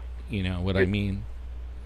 I think the Illuminati comes down to bloodline or something very close to it. I think there's a glass ceiling for those who are not really in the bloodline. That's so important to them. And getting back to the reptilian thing. And, and I think it's always that firewall for them. That if they ever got exposed, they could say, well, it was just a big Hollywood fashion. It sold a lot of things, and it was a thing we did. But, it only goes back a couple of decades versus, however many hundreds, thousands of years it really does. It goes back far. Like the actual bloodlines, they go back a long ways. I mean, like the banker guys, they were ticked off when America started, right? When we broke away. They hated that. Then they lost control and they couldn't tax. And I mean, they tried 2 or 3 different times to get it back, and then finally they did. Now we have the Federal Reserve. Yeah, a good old Federal Reserve. And then for some reason we didn't fight back that time, and we still, now it's even worse where we're being taxed to death. You think people would start getting ticked off, but really they don't. No, they're let's go to Disneyland. Everything is awesome, right? I think we just, that classic era of history where we've had a couple of generations of peace and people haven't seen real evil, so they've gotten to think it doesn't exist. We're Rome, in a way. And hopefully not doomed to repeat it. Hopefully not. I agree with you there. Yeah, in fact, I watched a lot of I think most of your YouTube videos. I was a little grouchier than I am these days. That was a few years ago with not as many answers as I have now. So. Yeah, you're a little bit grouchy, but only I could understand and relate. It actually seemed to me like you saw behind the mirror or something, or behind the curtain, and you're kind of dealing with it and trying to figure it out and come to terms, and then everybody wasn't listening either, it was. I'm sorry. Go ahead. No, that was it. It just, everybody wasn't paying attention, and you feel like it's really important, and it is, and everybody was taking it lightly. Oh, in a way, but it was more about just like the futility of it. Like, I've got the answers and no one's here to hear them. Well, maybe it's time to do more research. And so that was a few years ago. But, the story of leaving LA, I should mention it. There's a good point to mention it. Everything just went bad in a. It would be worthy of a movie, actually. Starting with the cube of Saturn. All things, outside the Hotel Marriott in San Francisco. There's one of those cubes down there. And I touched it. I was leaving a convention. I was like, something's changing now. And then everything, it was a Griswold a few months after that. And when I left, though, since it was all unplanned, all just sudden, and I came back when I was two days drive north, from LA to Tacoma, I had what I can't call anything less than a vision. When I was the second morning driving up, the clouds parted. It was one of those rare mornings where 2 minutes before or less you would have missed it. It was like a heavenly portal, and my father, who was with me driving, was skeptical. Doesn't really. You got to show me an angel to believe in. He was like having a religious experience. But me, it was like, this is, looking at this, and he's like, this is a portal to the better life. And I looked at the map later. Where were we? Right next to Mount Shasta. Yeah. Oh man. Yeah. So we've heard about Mount Shasta, that's for sure. And I knew nothing I knew anything about. My sources back in the day, I thought I knew a lot. I had a few books, the usuals, Jim Mars, Stanton Friedman, those sources, but I didn't know about Shasta. I didn't know about these things. And so to look at it later, it was a few years of coming to terms with this had to happen in a certain way. Looking at the pieces of the puzzle now, that elevated view of the Nazca Line metaphor, when I put them all out and I see how they all connect through Hollywood, it was like I had to go down there. The Matrix, the Truman Show, whatever it is, put me there, and then I had to be like taken back all of a sudden, and 2012 was ready to rumble, and time to study, catch up, and here we are. Right. Well, a lot of people think nothing happened on 2012, but really everything did. I mean, absolutely, that's when the new beginning or awakening or whatever, that's when it all started, really. Yeah, and that was one of the things I remember seeing way back from sightings back in the day. Terrence McKenna, and he was talking about how we're going to have a paradigm shift consciousness come 2012, and I'm like, that's one of those types of just intuitive things. That's right. And for all those years, I was annoying my friends. We would wait till 2012, and they're like, "Well, is the world going to blow up?" I'm like, no, it's going to change. We're going to start awakening. You watch, and it's magnificent to watch it, isn't it? Yeah, it is. To see it happening all around. It's you know what? When you say awaken, are you talking about the people? Their eyes are opening up to what's really going on behind the scenes. Is that what you? Everything. I think it's multidimensional. To sound a little, for lack of a better word, there. We have people awakening to the secrets of the conspiracy, the cabals, and the Masons, and the Illuminati, and all these things through history. But we also have, I think, dimensions folding, whether it's CERN or whether it began as some sort of merging on 9/11 to become one, the Borg are here, whatever it is, or some combination. That's kind of what it is. It's kind of like the Illuminati Borg, isn't it? We're being assimilated in slow motion, a dimensional assimilation of some sort. Maybe things creep in a little at a time, like a slow flooding of darkness, or it does not seem like the world it was 30 years ago, not by a long shot. So I think people are awakening to that, what religions, not to be any specific religion, just would call the division of souls or whatever. We're just, something's happening, something big. Right. Well, I mean, people could see it on the last show we did, where Google pulled down the veil on space, where you could see Planet X. Yeah. I mean, it's stuff like that. I mean, little things like that. Why do they keep turning off the space station cameras if there's nothing to see? Exactly. It's stuff like that is what is changing. And everybody said, well, nothing really happened. I got up and the sun was shining and the coffee smelled good. And, what's blowing me away right now is that the Google Sky thing. Yeah. It's legit. There it is. So everybody is now looking at what was once blacked out. It is now, you can now visually see this planet with wings attached to it. Yeah. Okay. Now, we have people saying, well, someone goofed around in Google Sky and just put that up. You can get fired for something like that. Why would they do that? Well, do you know, like 4 or 5, when they first put Google Sky in Google, it was like, I get a lot of like what Matt's talking about here, the synchronicities from Star Wars. Check. Right. Hold on. Okay, go ahead. It should be on now. No? Okay, now? Yeah. Like Star Wars is where I get my synchronicities from, like the Illuminati and the cloning and the lizard people, and I mean they absolutely show everything, right? Oh, Lucas knows things. I'll tell you. Okay, Lucas knows things. I knew a few people that worked at Lucasfilm. For definitely, and they've been showing you the real deal in Star Wars, right? Yeah, and the prequel trilogy. I have to. If it's okay for me to interrupt here. Yeah. Just before I forget. The prequel trilogy is one of those that people I don't think have looked at hard enough yet. There's a few things in there, like the donut power ships. Those are real. Look at Dan Aykroyd's 2005 Unplugged and those, the NASA footage. They're out there. And then the attack of the drones. Yeah. We got that going on.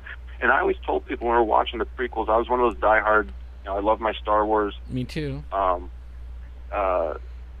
Going into every opening night of the prequels with my Jedi robes and, my lightsaber and all that. And, of course, people coming out with mixed feelings. And people ask me what I thought. And I said, I don't know about much else, but maybe digital future, I don't know. But I'll tell you what I did like. The way Palpatine took over. Because that's how you do it. Yeah. And, boy, if that wasn't, what we're going through right now. Exactly.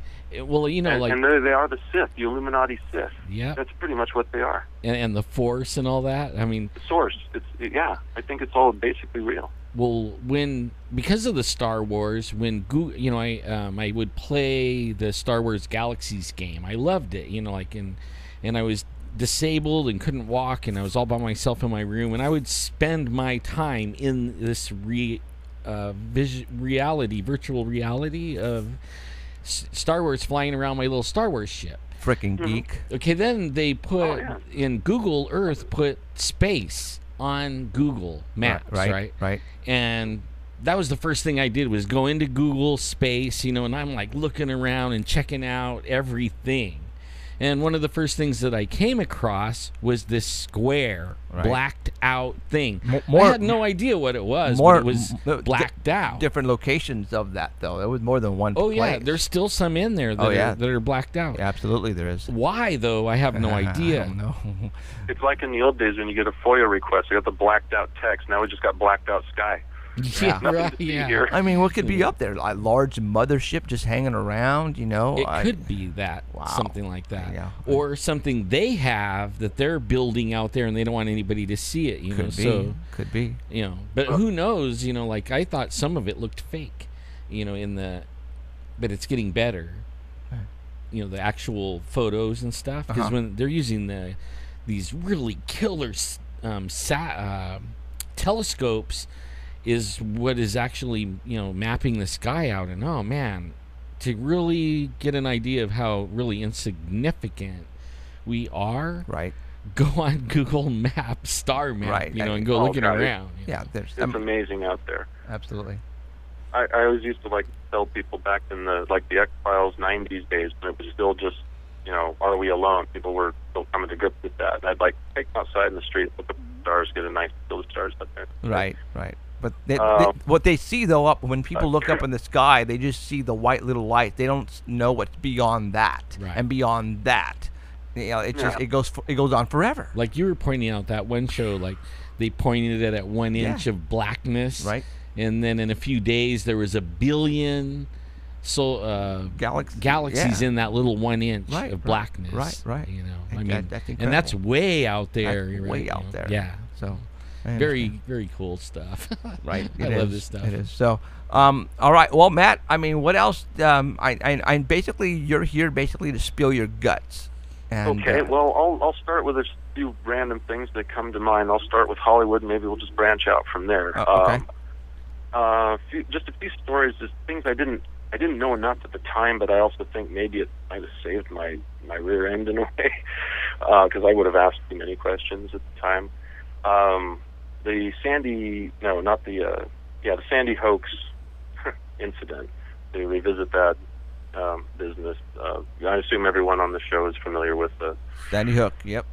The 26 bodies we have still not yet seen, and the destruction of the evidence and all that. And of course, the Dark Knight film and the Sandy Hook map on Gotham City. Is the general audience of the show, has that been covered before here?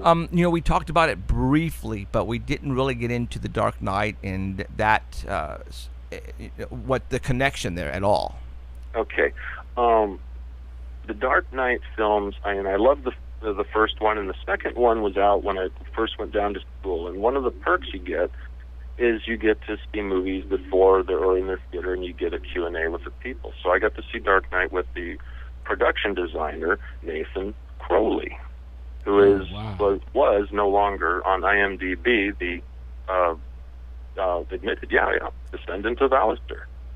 So there's a little connection, people may not be aware of that map, but it gets a little eerie. The prop master, the man in charge of that, and this is my department, so it gets a little close to home. The prop master in charge of that map under Crowley's production design direction, because that's how it would go, is his car wreck, his unfortunate accident shortly after the movie. And I had a chance to speak with Crowley, and I was asking him, is there going to be a third Batman and all these things, and how many years? And I won't repeat exactly what he said, but if I had been able to read between the lines at the time, it would have been, watch this space. So either he had direction to put that map exactly. There was an uncomfortable feeling to the third film that was not on the first two. He told me it was like that's why there's a year delay. There's a bit of an agenda. There's things there. Look for them. Not in the movie. Yada yada. I'm being vague because I don't want to. I've not ventured out into the live audience before, so I don't know if I'm crossing any lines there. So but there was direction to do that exactly. So anyone that wonders about that map, that's not an accident. So that was programming, and there was MK Ultra programming in that film as well. Absolutely. Wow. So the whole James Holmes shooting, I believe the witnesses about the multiple gas canisters and the whole false flag and thing, and James Holmes was your patsy. And Sandy Hook was, tied into that with the whole, that's all that conspiracy. I believe that 100%. It's all about the whole NWO. And that's why you have Bane with his terrorist bomb. I wouldn't be surprised if there was foreshadowing in that. And we had Skull and Bones on the football stadium, 322. Yeah. And I wouldn't be surprised if one of the things we see in the next year or two is a nuke threat a la Bane in one of these cities. Well, they pretty much tell everything, in the movies. Like, they do. And everybody in the chat's like, let's hear about the Ghostbusters. Ghostbusters, okay. I love Ghostbusters. Me too. I like it too. Okay, well, I was born in '74, so Ghostbusters. I was 10 years old. My friends and I loved it. Did everything as a kid. So, when I got to AFI, one of my mentors in first year was John DeCure, the designer of Ghostbusters, and I was, I guess, his last student, because the year after he was unceremoniously let go, along with a few other mentors. And I'll tell you, this is sort of a purge. It's sort of various factions in Hollywood purging the old guard. I saw mass turnover at the school, and it's really anyone who's patriotic, anyone who's old school, and you're gone. Wow. So this whole Illuminati, communist, and I don't mean to offend anybody here, this is the actual term they use, the gay mafia. Yes, that is the term. It's not discriminatory. I have many, many friends. It's just, that is the purge. So, but there are some people that said, I don't want to be a part of this, I'm getting out of town, or I'm just retired. I don't know. I don't want to speak for him, but he was my teacher. And Ghostbusters, you got to look at, again, Dan Aykroyd. He wrote it. I did get the chance to meet Dan Aykroyd at a Crystal Head signing. I think he's a legit guy. He's got a good spiritual vibe. I think he means well on every level. But you got to wonder who feeds him. You have Columbia Pictures releasing Ghostbusters, which is already suspect who will be willing to put up the money. And then you have Dana Barrett as the Scarlet Woman right up to the end of the ritual of opening the Stargate, and you get into Crowley and his sexual magic of what it takes to open these portals, or at least what he believed. You could almost take Ivo Shandor and substitute him for Crowley and take the spirit guide and the whole backstory of the bizarre rituals on the roof is almost just substitute New York and Pasadena. It's an eerie parallel. And synchronistically, years earlier, I had stayed in that hotel. The Ghostbusters Hotel is in downtown LA at the Millennium Biltmore. And it's the same hotel they use for everything. Dave and Beverly Hills Cop and a lot of movies. Independence Day briefly. And so I just drawn to these pieces about the film. The car bumped into it at a few conventions and so on. As far as Ghostbusters themselves, you have to look at. I don't think this is intentional. I don't see how anyone would foresee this, but it gets back to that whole universe guiding us. They're a higher intelligence guiding art and chance and all these things, synchronicity, whatever. That Dan Aykroyd and the Ghostbusters got the science right. Essentially a portable hadron collider to cross the streams and open the gate. He did, didn't he? Unless he was in the know a little bit. You know what I mean? Well, here's the backstory. Dan Aykroyd was in the Lucas Spielberg club because he was dating Carrie Fisher during the Star Wars days. He was dating Princess Leia. Go Dan Aykroyd. Right on. You rock, man. Yeah. And he wrote Ghostbusters in 1983, the very summer that Montauk was shutting down because of Junior, for those who know Junior. And he wrote it at Martha's Vineyard, same place they filmed Jaws, a stone's throw from Montauk, the Stargate Research Center of the time. Wow. giddiness. I wish I'd known this to ask him during that crystal signing. I tried to get him to come to speak at AFI. He agreed that it would be an honor, and then we ran afoul of the GM barrier, the people doing the purging. They did not let him come, and there was other nefarious things going on. But free thinkers are not allowed. Right. They want everybody to be asleep. We're not allowed to be awake and aware. Yeah. And Hollywood is definitely clamping down, even at the school level, on anyone that's got an idea outside the box. My thesis I pitched was everything the Masons don't want exposed, and I didn't know I was exposing it, thought I was making it up. But, they clamp down on these things. They don't. You think, you troublemaker? Yeah. Oh, I caused a lot of trouble. I set records for causing trouble there. Stargate's one of my all-time favorite movies. Stargate rocks. Yeah, I mean, I can watch that over and over and over again. It's just the time when he's inside explaining to the generals and the colonels, what these are, and then all of a sudden, that it goes up, the blockade goes up, and all of a sudden you see the Stargate. Very strong. I believe there are Stargates. One of the theories that we went into Iraq was because of the Stargates. Oh yeah, we found one. Absolutely. I think Stargate is literal truth as far as finding that thing in in Egypt or whatever. We dug it up. Now, was it the reason why we went in? And this is just what I have heard, but we wanted to get in there before Saddam got it. Yeah. We can't. It's like George Carlin says, "Rule in the world, that's our job." No one else is allowed to do that. But it's like Raiders of the Lost Ark in reverse. We're the Nazis digging for the Ark. We don't want to let anyone else get in. Right. All the Illuminati know about these things around the world, and they're like trying to scoop them all up. I hear there's that cave in Afghanistan. We lost 8 guys. Trying to get out a UFO or something. Right. Where was it? I don't remember, but it was the flying carpet. What was the actual word for it? They used the flying carpet. It was an actual I don't want to say a Stargate, but it was an actual. God, I'm trying to remember. But yeah, the 8 guys went in, military personnel, and they disappeared. They vanished. Yeah. Just boop. You gotta want. That was real. I thought it was fake. No, from what I understand, it was real. Reminds me of the end of Indiana Jones and the Last Crusade. Send in another volunteer. Yeah, exactly.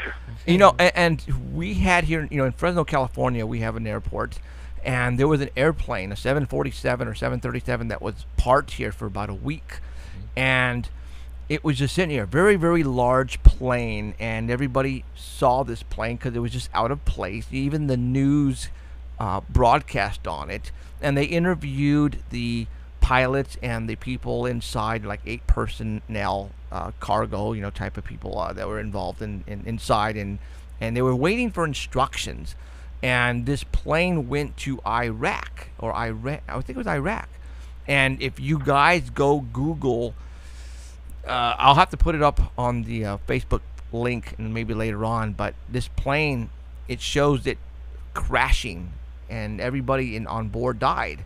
And it was parked right here in Fresno, California, like it was on its way to go retrieve some cargo, some special cargo, and all of a sudden it just lost. I mean, somebody got it on a dash cam. I will have to, and things like this, I don't think are coincidences, because and you've probably heard on the show that I believe Fresno is very. I worry for you guys in Fresno with all the tunnels and the military activity, and even maybe. Reptilian city or that. You got 411 missing. You got everything going on there. Yeah, we have a lot of things going on. I just had one of our chat guys. He lives in Fresno, and one of his friends has been videotaping with his phone, or recording the trains with all the military stuff. Right. And he said that all his videos on his phone have been deleted. Right. Interesting, huh? Yeah. Like they can just do that. Huh. Well, they can fly a drone overhead and just remotely, if they can access you, they can erase you, I guess. They just had. I was just watching the news. There was a fire, and they were interviewing the fire chief guy that sends the bombers out, and they had to call in the bombers because they had a near miss with a drone, a 4-foot drone, 4-foot long drone by 500 feet, scared them all. And they called in, and everybody was like, what, our houses are burning and the forest is burning, and you called in all these planes. Why? And he said, a near miss with a drone, and they're investigating on whose drone was it. Like, who really owns 4-foot drones? Right.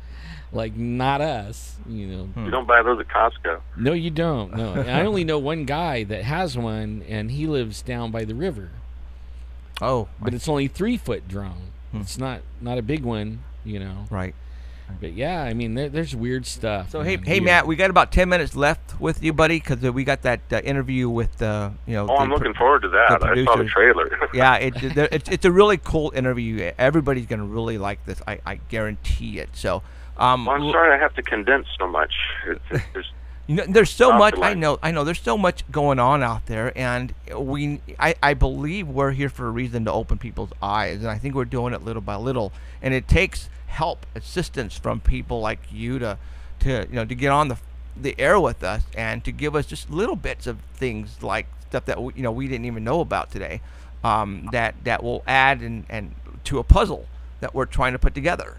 Well, we're all in it together. The awakening. That's the first thing of the awakening is we're all in it together. Right. And I was about to sort of like a wizard sort of disappear. Like kind of getting scared. But you know what?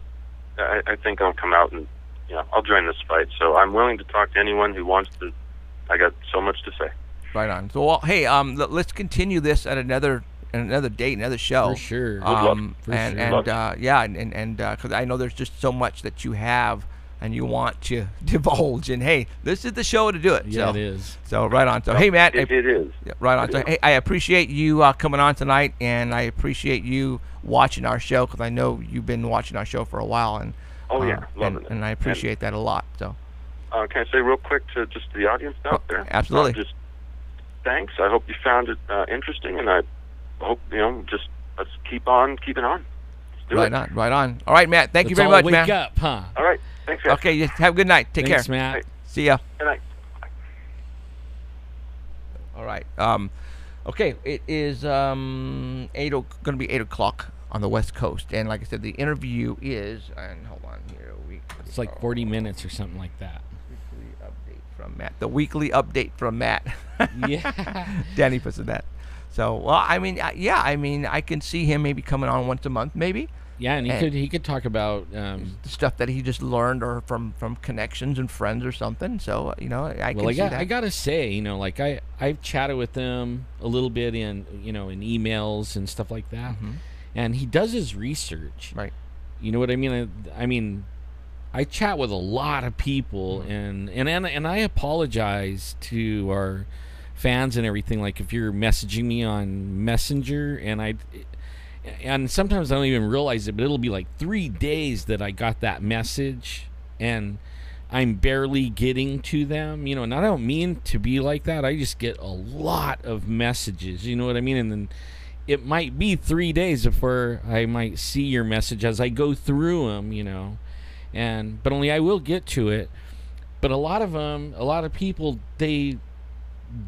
we're their research.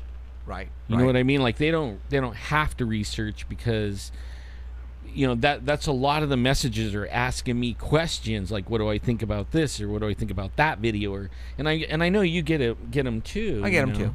Like what about this UFO, and what about that Bigfoot picture? Right. But more often it's you and Danny, which is cool because I am really busy during the day, and you have the time to do all that. So for all those people, if I don't answer you, I apologize. I would rather have you send the message to Alan where he can actually probably get it quicker than I can, because it's just at least 3 days. But I don't mean to when there's hundreds and hundreds of messages. Right. Like even Jeff, I told him, because I don't get Jeff sometimes, and it'll be important, like I need to know it by like yesterday. Right. And I tell him, just keep typing, hey. Yeah, and it'll keep his at the top. Even though I probably shouldn't say that and everybody's going to do that. That's kind of funny. Around, you know, for the TV. All right, we are back, and guess who we have in the studio? We have the writers and directors of The Gallows. Welcome, you guys. Thank you. Thanks for having us. We have Travis Cluff and Chris Cuffing? Lofing, sorry. Like a loaf of bread. Lofing, there you go. So, well, I have a lot of questions, and we're going to have some fun. This is awesome, you guys. Congratulations. Thank you. For this is like, this is big. This is huge. Yeah. I mean, this is freaking, I'm going to say the F word, but no, freaking huge. Thank you. You guys know that, right? Yeah, we're learning that more and more each day as more commercials come out and more trailers and just more social media bits and just, I mean, look, we know it's big, and it is very overwhelming. To see your trailer on NBC, on ABC, on the Sci-Fi, dude, that's got to be awesome. It's crazy, right? Yeah, I mean, you're probably getting texted at 2:00 in the morning. I just saw your trailer. Yeah, exactly. Yeah, I mean, we do. It's happening, right? But I love every one of them Right. that comes in. I love them because we don't see all of them. No. There's only 2 of us, and we aren't on TV as much as we probably people think we would be. But Right. we hear about it. We only seen, I think, on TV our commercial or trailer one time. Right. We were watching something on Comedy Central at midnight. Not because it's not on TV a bunch, but because we just don't watch TV. Yeah, we haven't been on at that TV time. so much. Yeah. But it's so cool. We really love it when people send us texts like, just saw it on ESPN, just saw it during the finals game, and it's crazy. You know, my wife, when you guys walked in, you know, she writes Kathy Lee and Hoda. Yes, right? yes. You know, Kathy Lee is talking you guys up. It's talking Fresno up. I mean, somebody was in the audience and they went, I'm going to ask you a question, and she says, by the way, I'm Fresno, and Kathy Lee goes, oh, that's where they shot The Gallows. That's right. That's right. And for all those who don't know, Cassidy Gifford, yeah. Gifford is She's son. one of our main actresses. The lead actress, I want to say, Yeah, right? yeah, and she happens to be Kathleen and Frank's daughter. That's right. Right? How in the hell did you do that? That's a good question. Was it money or connections or no? It was we had shot a big chunk of our movie in thank you, in there we go. Whoa. This one has a tendency to like slowly sink. Yeah. So we shot a big chunk of our movie in 2012, and when other producers and things and people had come on board to help us reshoot some things and add some cool scenes and things we couldn't do the first time around. Right. Jason Blum coming on board. We got the actors to come back to Fresno, or we met with them in LA, I should say, and one of the actresses, she had changed her appearance drastically. Yeah, from the first go around to the second. We had nothing that we could do with it. Nothing we could do, because we were shooting in like 3 weeks, and she looked nothing like the girl we cast. She lost a lot of weight. Yeah, a lot of weight. I mean, good for her for losing weight, but we thought she looked great. To begin with, the first time, and she really slimmed down. You know, she's doing a lot of modeling now. But so you guys started the picture with her? We started. We actually had a completed film with a different actress, and we were gonna just like he said, when we had gotten our trailer out, and we met with some people in Hollywood, and they said, look, we love the movie. We think that it could be enhanced a little bit to give it an even better shot at getting into theaters. And we said, great, we'll take that shot.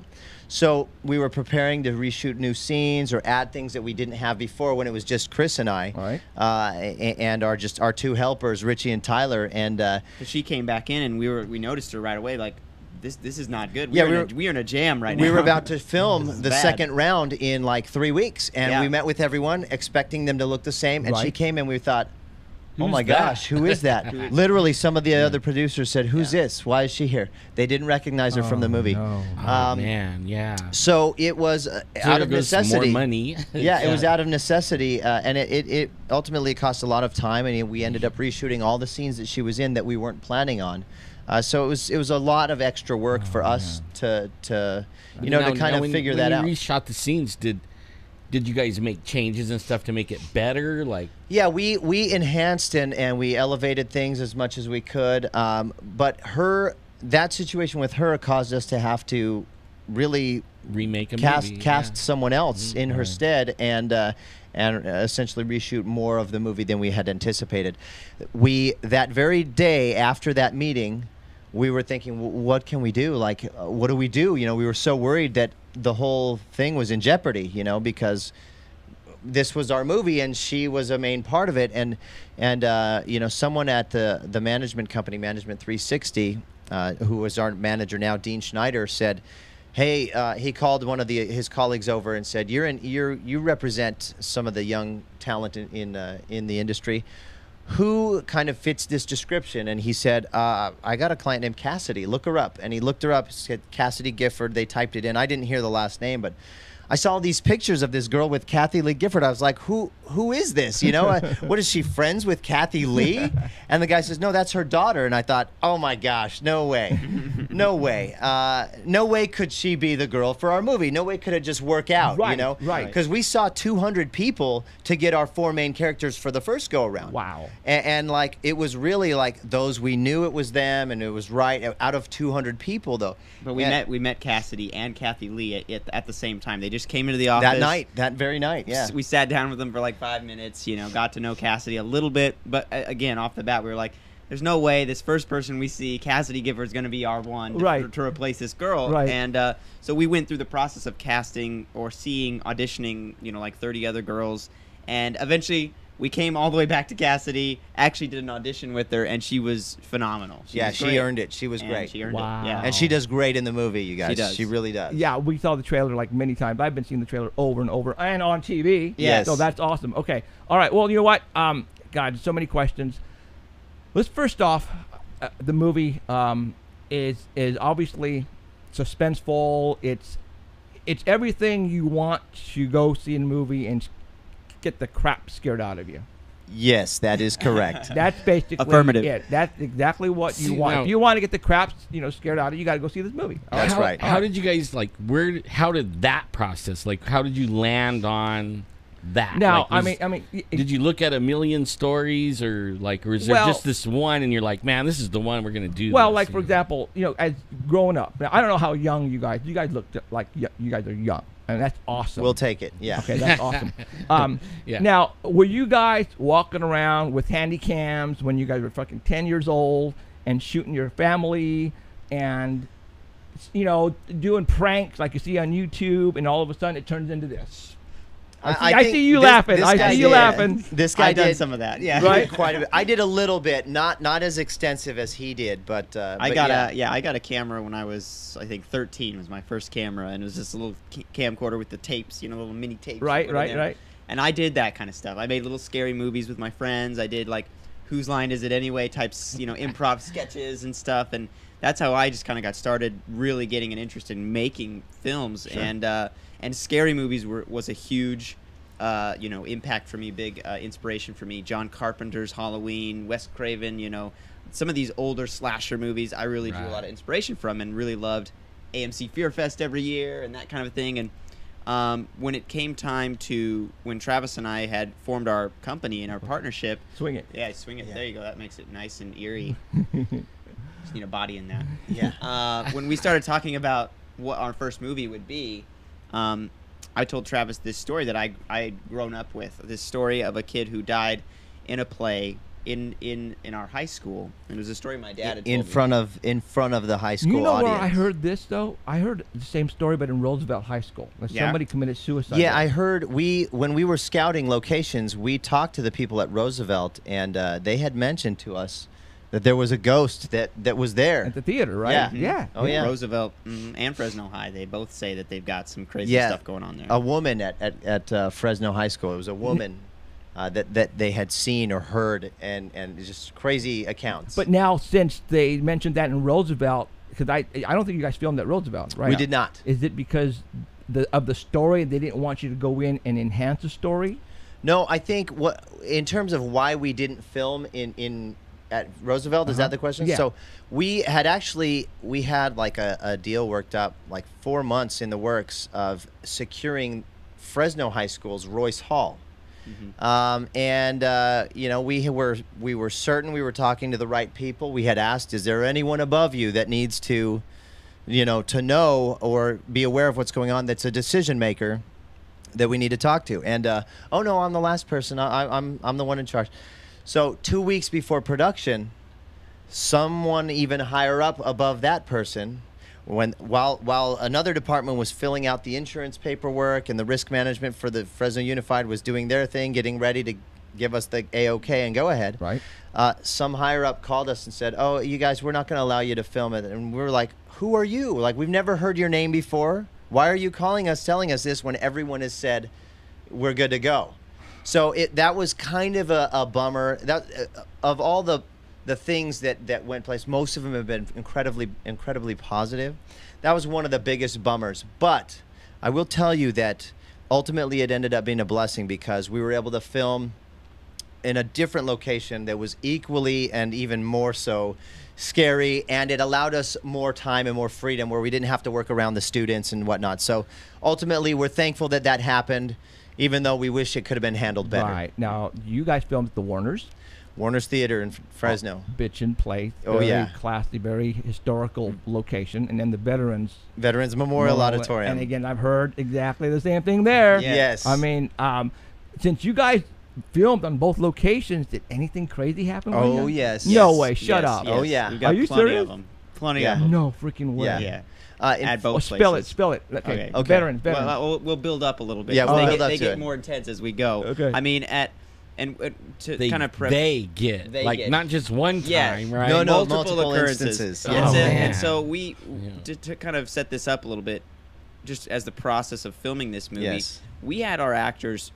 Oftentimes, they were by themselves with the camera in these places in the middle of the night. That's how we filmed this movie. We were shooting at 3 a.m. Sure. They were by themselves, and we were off, watching on a remote monitor. Or trying to. But the signal was very bad and very tricky in some of these places. So it was a lot of static and a lot of interference. But they were on their own most of the time. Okay. So we would send them off. They're on their own. You're on your own. You guys are on your own. We're over here. You guys are on your own. You're on your own. And they would wander, at the Veterans Memorial, for example. They're shaking in their shoes. Exactly. Yes. And it created a very authentic, real feeling. Yes. And they would wander onto the stage, and it's pitch black. They only have their one light source from the camera. Oh, and then you would start hearing like chains rattling in the catwalk. In the catwalk, yes. They would look. They would stop and look, and we're like, over the walkie-talkie, guys, you got to keep going. We got a scene to film here, and they're like, okay, and then they keep going, and then, a big like hammer like sound in the rafters directly above them. So sounds happening just, in the theater space. Sorry, in the theater, and we're just off watching on our monitor, trying to make sense of all of this, and that would happen again and again and again, throughout, especially on the stage. The stage was kind of wouldn't you say that was kind of it was kind of a hub for it. There was one where and there's one scene in the movie actually that we kept. There's a couple of scenes in the movie that we kept that had some really interesting things. One of them was, how stages have a fly rig where there's ropes where you pull the scene the scene up and down or the backdrops up and down. Right. There was a scene where two of our main guy characters were kind of in an argument with each other, and the camera kind of over the shoulder of the one guy, you started to see the ropes actually twitch. And we had not seen this. We were waiting for them to come back. We had lost signal. They came back, and we're like, okay, we need to see the take because the viewer wasn't working. Right. So we're like, okay, we got to watch it back. We're watching it back, and as we were watching it back, we noticed this in the argument, and we were like, are you freaking kidding me? Yeah. And so we said, guys, look, ultimately we ended up using that take. Oh, so. you better have. Yeah. Oh, yeah. Oh, that's awesome. Yeah. It was. And you know what? With the actors and actresses actually by themselves and listening to this stuff, it actually increases their terror a little bit, and it gives them that more of, you know what I'm they're saying? not acting They're anymore. not acting. Yeah. There was some legitimate worry in there, and continuing along those lines. There was one that was the ultimate. I was downstairs for it, helping bring in some food because we did everything on our own. My wife was catering, and I was helping her out bringing in the food. And it was late night, but Chris was up in the attic, we were in the attic at the Veterans Memorial, which is like 100 years old. Right. It's old. You've got this little plank walkway, and on either side there's like a 100-foot drop. So I mean, it's like it's sketchy up there and very old and dusty. And I'm at the kind of the back where the ladder is up to this place, and the scene is two of our actors, one actor and one actress. They're supposed to be kind of going into this void, this attic, just deeper and deeper and deeper. And with each and every take, they would have the camera, they'd walk deep into it, and they would reach kind of the final room, and felt very uneasy every time. They would come back to me and say, Chris, can we stop? Are we done? Have we done enough takes? Can we stop? They were feeling very uncomfortable. Reese, one of the actors in the film, said he saw something floating in the distance, and he was like, he couldn't explain it, but he swear he saw something floating in the distance. And they would come back and tell me these things, and I'm just like, guys, no, we're not done yet. Can we just do one more? We haven't got the performance yet. We tried to look back on that one too, but couldn't tell on that. And it was like so they were very on edge, and I said, guys, let's just do one more. And gotta love it. One more. Yeah, one more. Yeah. I call action. They start going. And they get deeper and deeper, and Pfeiffer, the actress in the scene's freaking out. She's like having this panic attack, which is great for on camera. It looks really good. Yeah. But Reese takes the lead. They get to this final room where they've been experiencing this stuff, and it's very quiet. He takes her hand. He kind of goes in front. And he's looking around this just big open attic space, and all of a sudden, I'm back watching the monitor. I didn't hear anything, but they start screaming.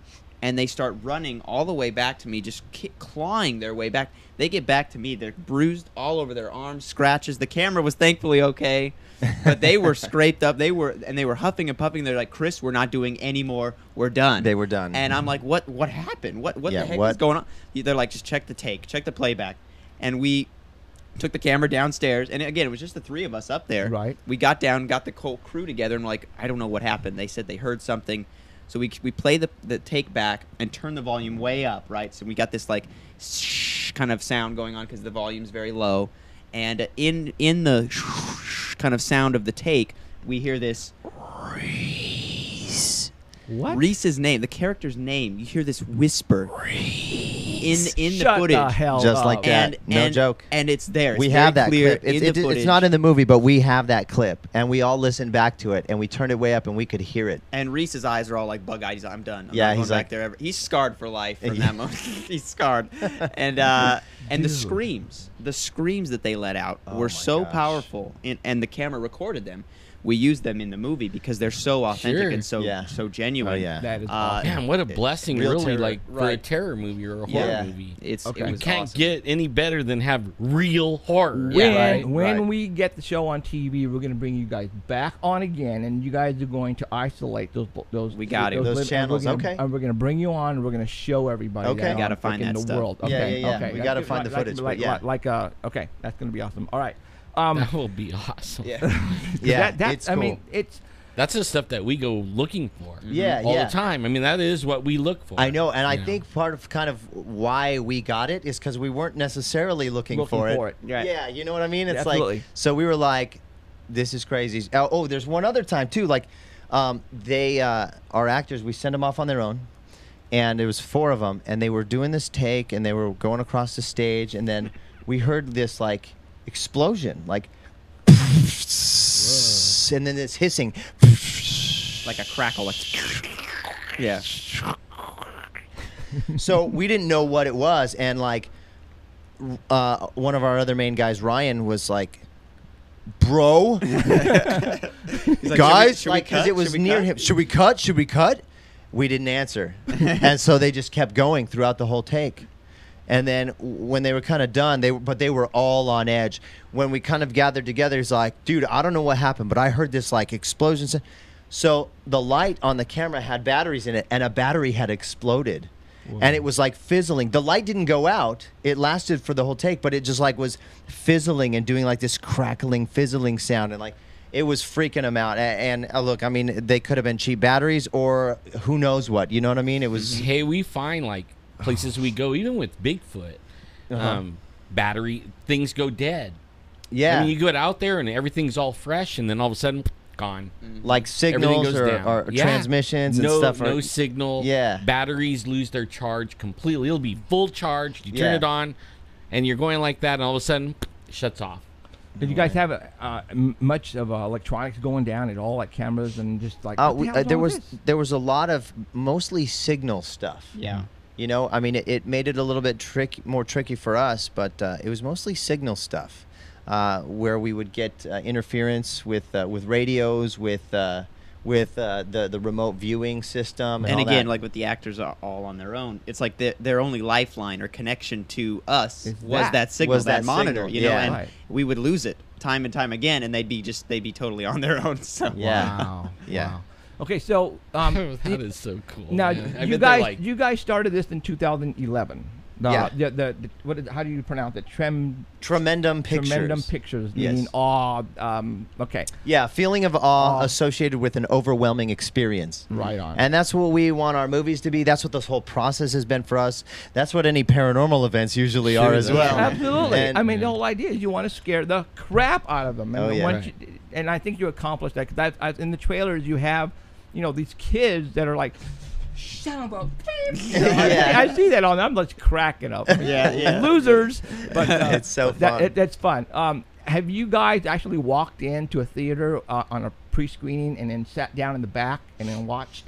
We've seen the movie probably like 100 times. 100 times. We've seen it like that about many maybe times 6 with an times. Audience. Yeah, right. Maybe 5 or 6 times. Yeah. And it's a lot of fun. It's a so lot of fun. fun. We blend right in. We just we just look like moviegoers, like kids just going to see the movie. And you're like.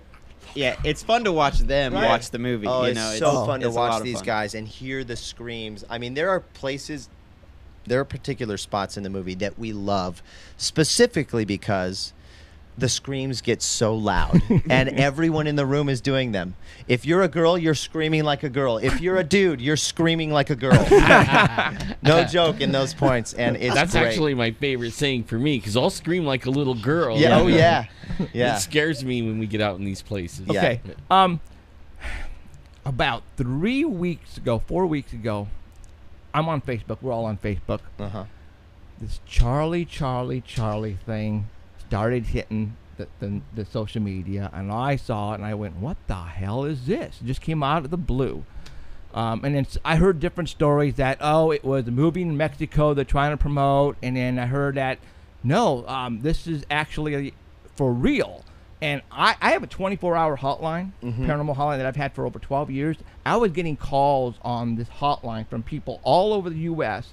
stating that they did it, and they pulled in something like a Ouija board. And then I would tell them, what the hell are you doing calling it a demon, you fool? Yeah. And then I just, all of a sudden it started to mellow out. And then your movie trailer, I started looking at it, and all of a sudden the guy's name is Charlie. Yeah. Was it you guys? Was it Warner Brothers? Was it the... Now, let's just say this. So what do you believe is the truth behind where that originated, or who started it, or what it is? I don't know. I don't know where it came from. Well, what do you think? What do you think? I mean, I've read stories about what people say. Let me tell you. The people that were calling me, and this is genuine. I had people calling me on my 24-hour hotline, and they were kids. Yeah. All right. My wife's a school teacher. They were freaking doing this in the school. Oh yeah. And they had to stop it. Right. Yeah. But. Okay. Stop messing with Ouijas and demons in the school. I'm serious. You got your demons. All the teachers would talk, and our kids were out there with pencils calling in Charlie, Charlie, Charlie, and they were going, "What the hell is that?" And then, but no, people were calling me from all over the United States, telling me that the thing moved, and now they have an entity in their house because of this Charlie, Charlie, Charlie thing. Right. Yeah, and they were scared to death. Right. Yeah. Well, they should be. They should be. We will say this. This is another experience on set that kind of ties to this. Throughout the process of filming this movie, as you know, the villain in our movie, his name is Charlie, and we were the whole thing about not saying his name, or his name bringing about doom, started because when we filmed our original trailer back in 2011, this was when we were just trying to get money to make the movie. Right. We just did a test run. It was like an experiment. Right. Our actors, again, were experiencing a lot of terrifying things, and they all seemed to be originating from saying his name. We would say his name during a take, bad things would happen. We would say his name, bad things would happen. Really? And everyone's intensity just went. It was just everyone was on edge. So in one particular take, I pulled our camera guy aside. I said, "Tyler, look." Oh, well, we had told them. We had told them, just stop saying the name. Yeah. Guys, just stop it. It's getting too crazy. It's getting a little crazy. Let's just stop. Let's not say it. So I told that to the cast. Then intensity started to die a little bit. But I pulled our camera guy aside and I said, "Tyler, look. I want you in this next take to be very forceful in saying this is Charlie that's doing this. Tell it to everybody and be adamant about it. After we had all kind of sworn off saying the name. And he was like, Chris, do I have to? Do I have to say it? And I was like, yeah, you do. And so the next take, he's the guy, they're creeping around this curtain, and he's like, guys, this is Charlie doing all this. And they all turned to him and they're like, Tyler? They were about to rip him to pieces. Oh, yeah. But ever since that, filming that trailer, we've been very cautious about saying his name, especially in the Veterans Memorial, in Warner's Theater, and all the locations we've been in, just because the atmosphere became so much more potent. Yeah. And that became sort of the thing with our movie was, don't say his name. It's bad luck. Bad things are going to happen. And that's kind of been sort of the staple of the Gallows ever since we've started filming and throughout the marketing process and everything. And then this Charlie challenge came.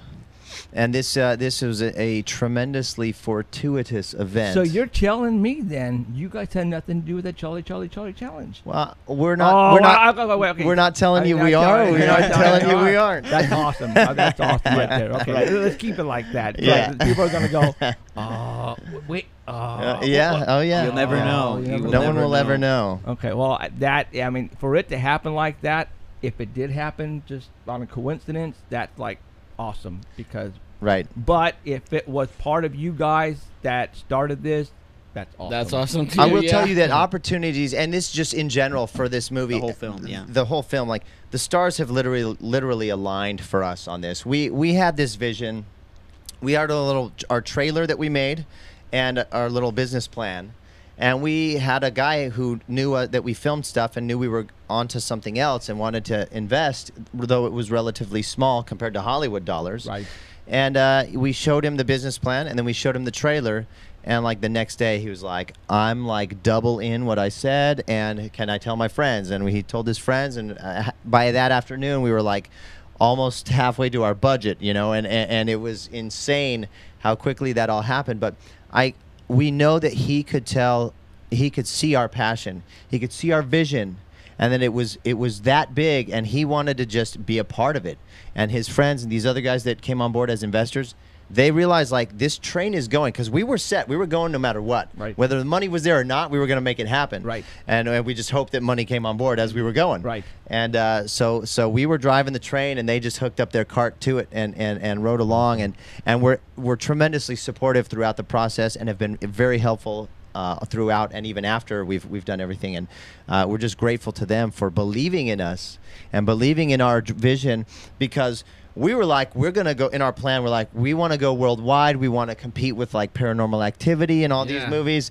And we had no idea how difficult that was going to be. We were insane. How impossible that would be. And everyone in Hollywood would have said, you're knuckleheads. Get out of my office. Yeah. And that's where we're running into the same thing because of what's happening. I mean, come on, guys. This is Fresno, frickin' California. Right. All right. I mean, I heard, I don't know, you on one of the news reports where it said, Fresno is the butt of the frickin' jokes. Yeah. You can go to YouTube and there's like 5 videos on there that there's clips of Did they movies. Say Fresno? Yeah. We know who made those. Yeah, I think we know who made those. Did somebody say Fresno? Right. And it just lists all of the shows that had them. Yeah. Now, why is that? Why do you think that's the case? I don't know. I mean, look, it's easy to make fun of, I guess, not being one of the bigger cities, one of the more metropolitan cities. Right. But it is, look, it's the 5th largest city in the state of California. It's got a lot of great stuff. I mean, it really does. And I think, look, it's hot. I get it. The air quality is not Sacramento's amazing. hot. Yeah. But it's hot other places, and the air quality is not that good. Smog in LA is just as bad. You know what I'm saying? So, but I think most people, they don't really get a chance to drive through Fresno. They kind of drive the 99 and just go past it. But in reality, it's kind of I kind of like that it's a really well-kept secret as to how cool it is here in the valley, Not no more. Sometimes we think that's no more. Sometimes we think that's planned. You think so? That the powers that be kind of planned that and keep everybody on the download, and say Fresno, right? Right, and I want to tell you why. It's because the reason why we started this. Okay, right. There's so much paranormal activity going on in Fresno. It's like Are you kidding me? That's the reason why we started this. Yeah. And I mean, you got everything from monsters, ghosts, UFOs, Bigfoot, all that stuff here in frickin' Fresno. And then you got the military here. You got UFOs flying over. And it makes me wonder that maybe they're trying to keep people away from Fresno and have been for so many years. That's the reason why they chose Fresno as the butt of the joke. That's what we think. Oh, that's interesting. That is interesting. Because obviously, you guys do what you guys do, and we do what we do. You have no idea what we're encountering. Right. So you guys are in a really good city to film this type of stuff. Oh yeah. I mean, we agree. Yeah, we definitely agree. It's you got the atmosphere for one thing. For sure. Yeah, and look, we're excited about the city coming out like opening weekend and like putting a staple in Fresno, putting a stamp of approval from Fresno on the movie, and having Hollywood and these guys see the numbers. I want them to see the numbers and be like, "Dang, Fresno's got it going on." Absolutely. Now, when we were on a lot of TV shows, on cable shows like Monsters and Mysteries, Finding Bigfoot, and so forth. And all the Hollywood started coming down here to film. Right. Okay, and they started, getting permits because it's cheap to film here. Yeah. Right. Yeah. And they want people to come here. Comparatively, it is. No, it's really, inviting. it's film friendly. Yes. And production friendly. And if you ask the mayor, Ashley Swearingen, she would be like, we love this stuff coming to Fresno. We love it. And the film commissioner, Ray Arthur, I think he's emeritus status now. I think he retired, but just very helpful in finding locations and places to do things. And, since filming our movie, other people have expressed interest in doing things in Fresno because, look, to be honest with you, is anyone really filming movies in Hollywood anymore? It's too expensive, man. No, it's too expensive. Yeah. And they're going to Canada, or they're going to New Mexico, and they're doing their series. New Orleans, they're doing a lot of stuff out there. Now, California did just give a tax break, so a lot of people are starting to maybe utilize that in LA now. But without that kind of help, right? They're having to find other places. And you know what? Fresno's been great. Fresno, Clovis, Selma, Madera, all these cool cities around the valley have been awesome. Well, like Fresno didn't really have for a long time. I mean, a long time ago I had a video production in like '84. Okay. Right? But there wasn't a people, you know what I mean? A presence for it. Yeah, I mean there was just a few of us guys, and there were some older guys that had all the commercial stuff, and then we were just running around doing whatever we could find. Right. And I mean it was cool. I traveled all over the world and stuff, but when you got back in Fresno, now there's a culture kind of like. I mean, there's a bunch of kids, and my nephew, he does concerts and stuff like that around. And I meet all these guys, and then we have, the guys doing our TV show. There's actually a whole bunch of, like, this culture coming up, and they're doing things. They're doing YouTube videos, and they're making movies, and they're making music videos. And, I mean, that wasn't happening here. Yeah. The technology has really, really helped. Yeah. And look, there's a lot of talented people here. Yes, there is. There really are. And the thing that's interesting is that there's a lot of people that have the talent that are not out trying to find. They're not out auditioning. They're not out doing these things because they don't think it's here. No, they're all moving to L.A. They either move to L.A. and I have a bunch of friends that moved that way to get found. Yeah. My cousin went to a school. It's called FIDIM, F-I-D-I-M, where they teach you how to do set designs and all that. Right. And she's down here for the summer, and I told her, they have a film commission here, and da-da-da-da-da, and she goes, what? Yeah. Oh, yeah. What? And she's freaking out. Are you kidding me? I went to L.A. to do all this, but. Now, you guys, obviously, you guys are busy as hell right now. Okay, you guys, Warner Brothers is going to put you in front of these cameras, and you guys are going to be promoting the crud out of this. Yeah, starting tomorrow. All leading up to the 10th, the 9th actually, because the movie actually comes out on the 9th. Midnight, right? Yeah. Like there's advanced screenings. I think even at like 7 o'clock and at 10 o'clock. On the Thursday night. So I'm hoping like everyone will go out then, because then, it's a big deal if a movie does well on the Thursday night before it opens. Okay. it can make a headline. You know, Right. it would be cool to be like, oh, hey, the Gallows makes $2 million. Oh, you know, opening before it even opens. You know, that's a big deal. Especially like if you get the news crew out there and the line goes around the building, yeah, down the block. Yeah, and you know what? We would be so fortunate. You guys know that's going to happen. Oh, yeah. We hope look. so. We hope. No, Fingers are crossed. no, don't give me that crap. You guys know that's going to happen. You're Fresno. Well, look, the movie is good, and Right. Fresno represents. Hey, you something know? cool about Fresno too. The new Maya Theater has the Dolby Atmos screen. Is that where you're gonna pre? We're doing a red carpet event there. And I want to go at the Maya Theater, and the Dolby Atmos theater is where you got to see it, because Atmos, if you don't know, it's like the speakers on the ceiling, kind of. It's a more immersive sound experience, and man. Dolby Like 60 offered channels. to mix our movie in Atmos at no cost. And not very many movies do this yet. It's still kind of a new technology. Yeah. So you can see the Gallows So in the Dolby scream Atmos. is going to go right through. Oh, yeah. Yes. All over. So Oh you my can see it in God. Dolby Atmos at the Maya Theater. Yeah, it's and cool. and It's it's gonna be cool. It's going to be great. And also, if someone wants to just go into the lobby and check it out right now, this morning, was built. The Gallows was No. built. Oh man, I'm in going to the go lobby. check it It- out. it- it's Dude, I in the love it. it's in Yeah. the lobby right now, and it's great. So You know, I can easily hear if that's going to be the case there. Clean up on aisle 4. yeah, oh yeah. Because of the screens and Yeah. stuff, you can Oh, yeah. literally scare the. Oh, that's awesome. Man. Bring your Depends diapers. Clean up on aisle. ready. On row exactly 4. what's gonna happen. Change of pants. Man, okay. Just now, wear them in, man. Yeah, So just wear 'em it's in. going to open here on the 10th, midnight on the 9th. Where, I mean, obviously it's worldwide. So from here, what dates are there? Like, for example, in the UK? Oh man, so it's going to be on our website, thegallowsmovie.com. It has a worldwide release schedule. Okay. So it'll open up in probably 17 countries on the 10th. Okay. With advanced screenings or the advanced showings on the 9th. That's like, I don't even remember all of them. And then UK is going to be the following week.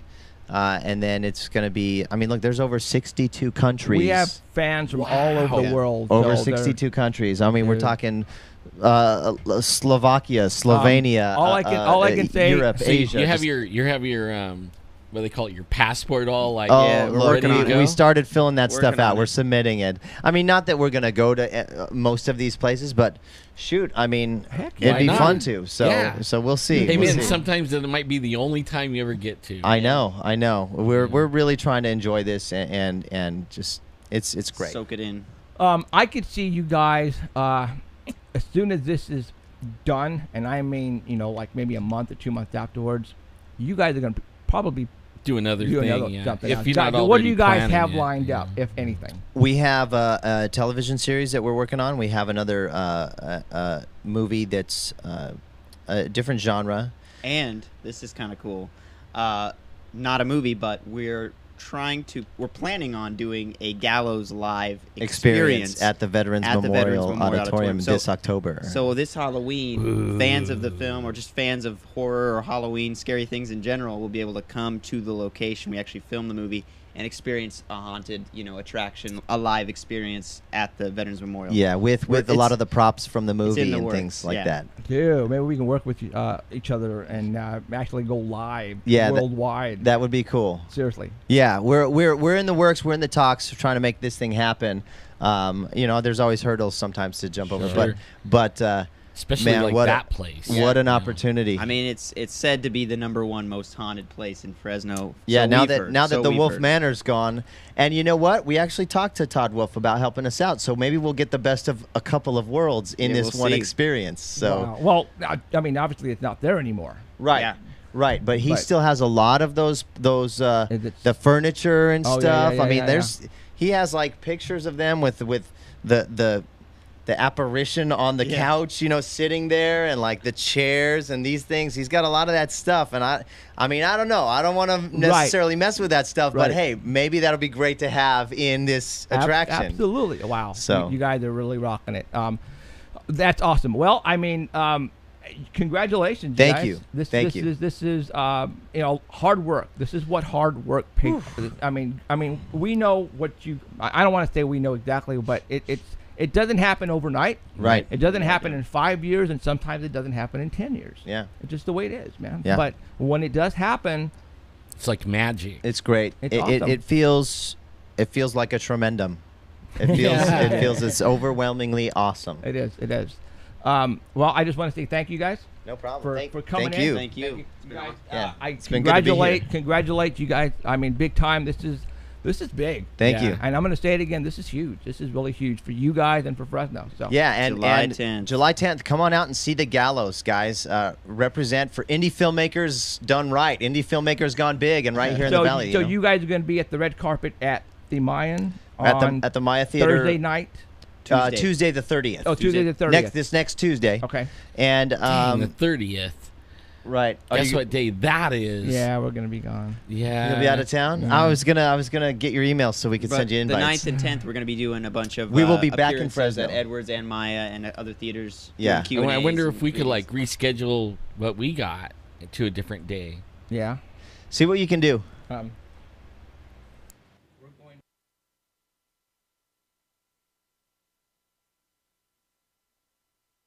We actually recorded them. Yeah. Oh, nice. Okay, we'll work something out, dude. Awesome. We want to work with you guys, and I think it's going to be fun. So, all right. Cool. Thank you guys, Travis and Chris, for coming in. We're going to continue on with the show, and we'll be right back. We have done. I don't think. Danny just mentioned, for those who just turned in live stream to shut down. We brought it back up. Danny says, maybe they need to do maybe like a Bigfoot movie. Well, I don't think Chris and Travis know exactly where we're at right now with what we have here. They have been busy with their projects, and you just because you live in Fresno doesn't mean you know what's going on in Fresno. Yeah. And that's just the way it is. So, I just got a ding. What we're trying to do right now, and I don't think it's going to happen, but Chris just, the one on the left-hand side sitting next to Alan, we're trying to do a live red carpet on this Tuesday. So we're going to set up shop there at the red carpet, and as the actors come in, like Entertainment Tonight and all that kind of stuff, and we're going to see if we can go ahead and go live on live stream and interview all the actors and actresses as they walk in and stuff like that. That's what we're trying to do right now. Chris just sent me an email, a text right now, and they're going to send Warner Brothers our information. And I know it's just on Tuesday, but they're going to see if they can make it happen. Why not go live, dude, from the red carpet? This is awesome. So we're going to try to make that happen, and if we can make it happen, I would suggest to be listening and on Facebook, and I'll make an event if this happens. So for all those who are not followers on live stream, I suggest you do so, because when I make an event, it automatically sends out an alert to all the people who are followers on live stream, and that will let you know, hey, we're going live 7 o'clock Tuesday night at the Mayan Theater at the red carpet. We're going to be interviewing all the actors and actresses as they come down. That's going to be fun. I hope we can make that happen. It's just 2 days away, so it's going to be cutting it close. But we also have plans on that Tuesday night anyways. And I know, Christina, you're probably listening and watching. I don't, if Warner Brothers says come on down, we'll probably have to do this, and I hope you don't get upset at us. I don't know. So we'll see what happens. But anyways, that was a fun time. We have about 10 minutes, 9 minutes left. So let's go ahead and continue on. Everybody go see on July the 10th or July the 9th. I think they're going to start in Fresno, California, like at 7 o'clock and a 10 o'clock showing before the 12 midnight opening of the Gallows. So there you go. You know what? I don't know. When I asked them the question, were you guys the one who started Charlie Challenge? They really started laughing and get a weird look on their face. It's like I don't know. What are you talking about? So it was. Is it a coincidence that the guy that's inside the movie is named Charlie? Really? I don't know, guys. What do you guys think? So there you go. I mean, that's just one of those things where I guess we'll never know unless we kidnap him and torture him. and otherwise, that's the only way we're gonna know. But otherwise, okay. So maybe we'll take them Bigfooting, and when it's screaming, and they're so scared, and tell them, you know what, we were gonna die in a few minutes. You might as well let us know. Tell us, were you guys the one who initiated the Charlie challenge? and Otherwise, you know what? You know what? I have a feeling they did. I have a feeling it was Warner Brothers who did it, because come on, the coincidence of Charlie, and all of a sudden on a lot of the posters, if you go and Google the Gallows and go hit images, right, and it comes up with different pictures, you see a guy in the back holding a noose, and his name is Charlie on it. So, but you know what was interesting is when he said every time they mentioned the word Charlie, their batteries would die, right, and all kinds of weird stuff, now, Like, I don't know if he was pulling our leg. And I was going to say, is he pulling our leg just to do that? Or right. I don't know. But, yeah, so I don't know. But I had a great time. They had a great time. And I hope we can make the red carpet on Tuesday. But if not, no big deal. No big deal at all. So, all right, a couple more things that I wrote down here that happened just a couple days ago. I think your mic is buzzing. Is it? I don't know. Hit it a couple times. Yeah, it is. There you go. See, he's been doing that all day. Wow. That might be what the whole sound problem was. That's what it was right there. It was the mic. So, okay. So, anyway. Bad mic. So, okay. So, you know what? Yesterday morning, I believe it was yesterday morning, there was an earthquake in Egypt. Egypts don't have earthquakes, you guys. They just simply do not. And it was a 5.0 magnitude. And guess where it happened? Guess where it was located?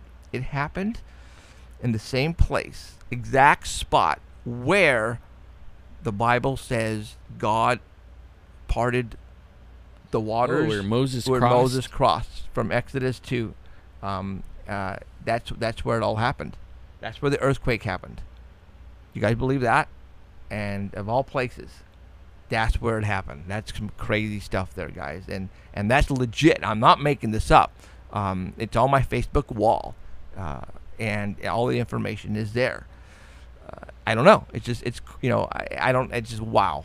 I mean, one earthquake in Egypt, of all places, right there where, I don't want to say Moses parted the waters, but he. Well, look, that's what it says. He took his staff, right, and bam, and the waters separated. And I wonder what kind of staff he had. Like, did he get it from the aliens? I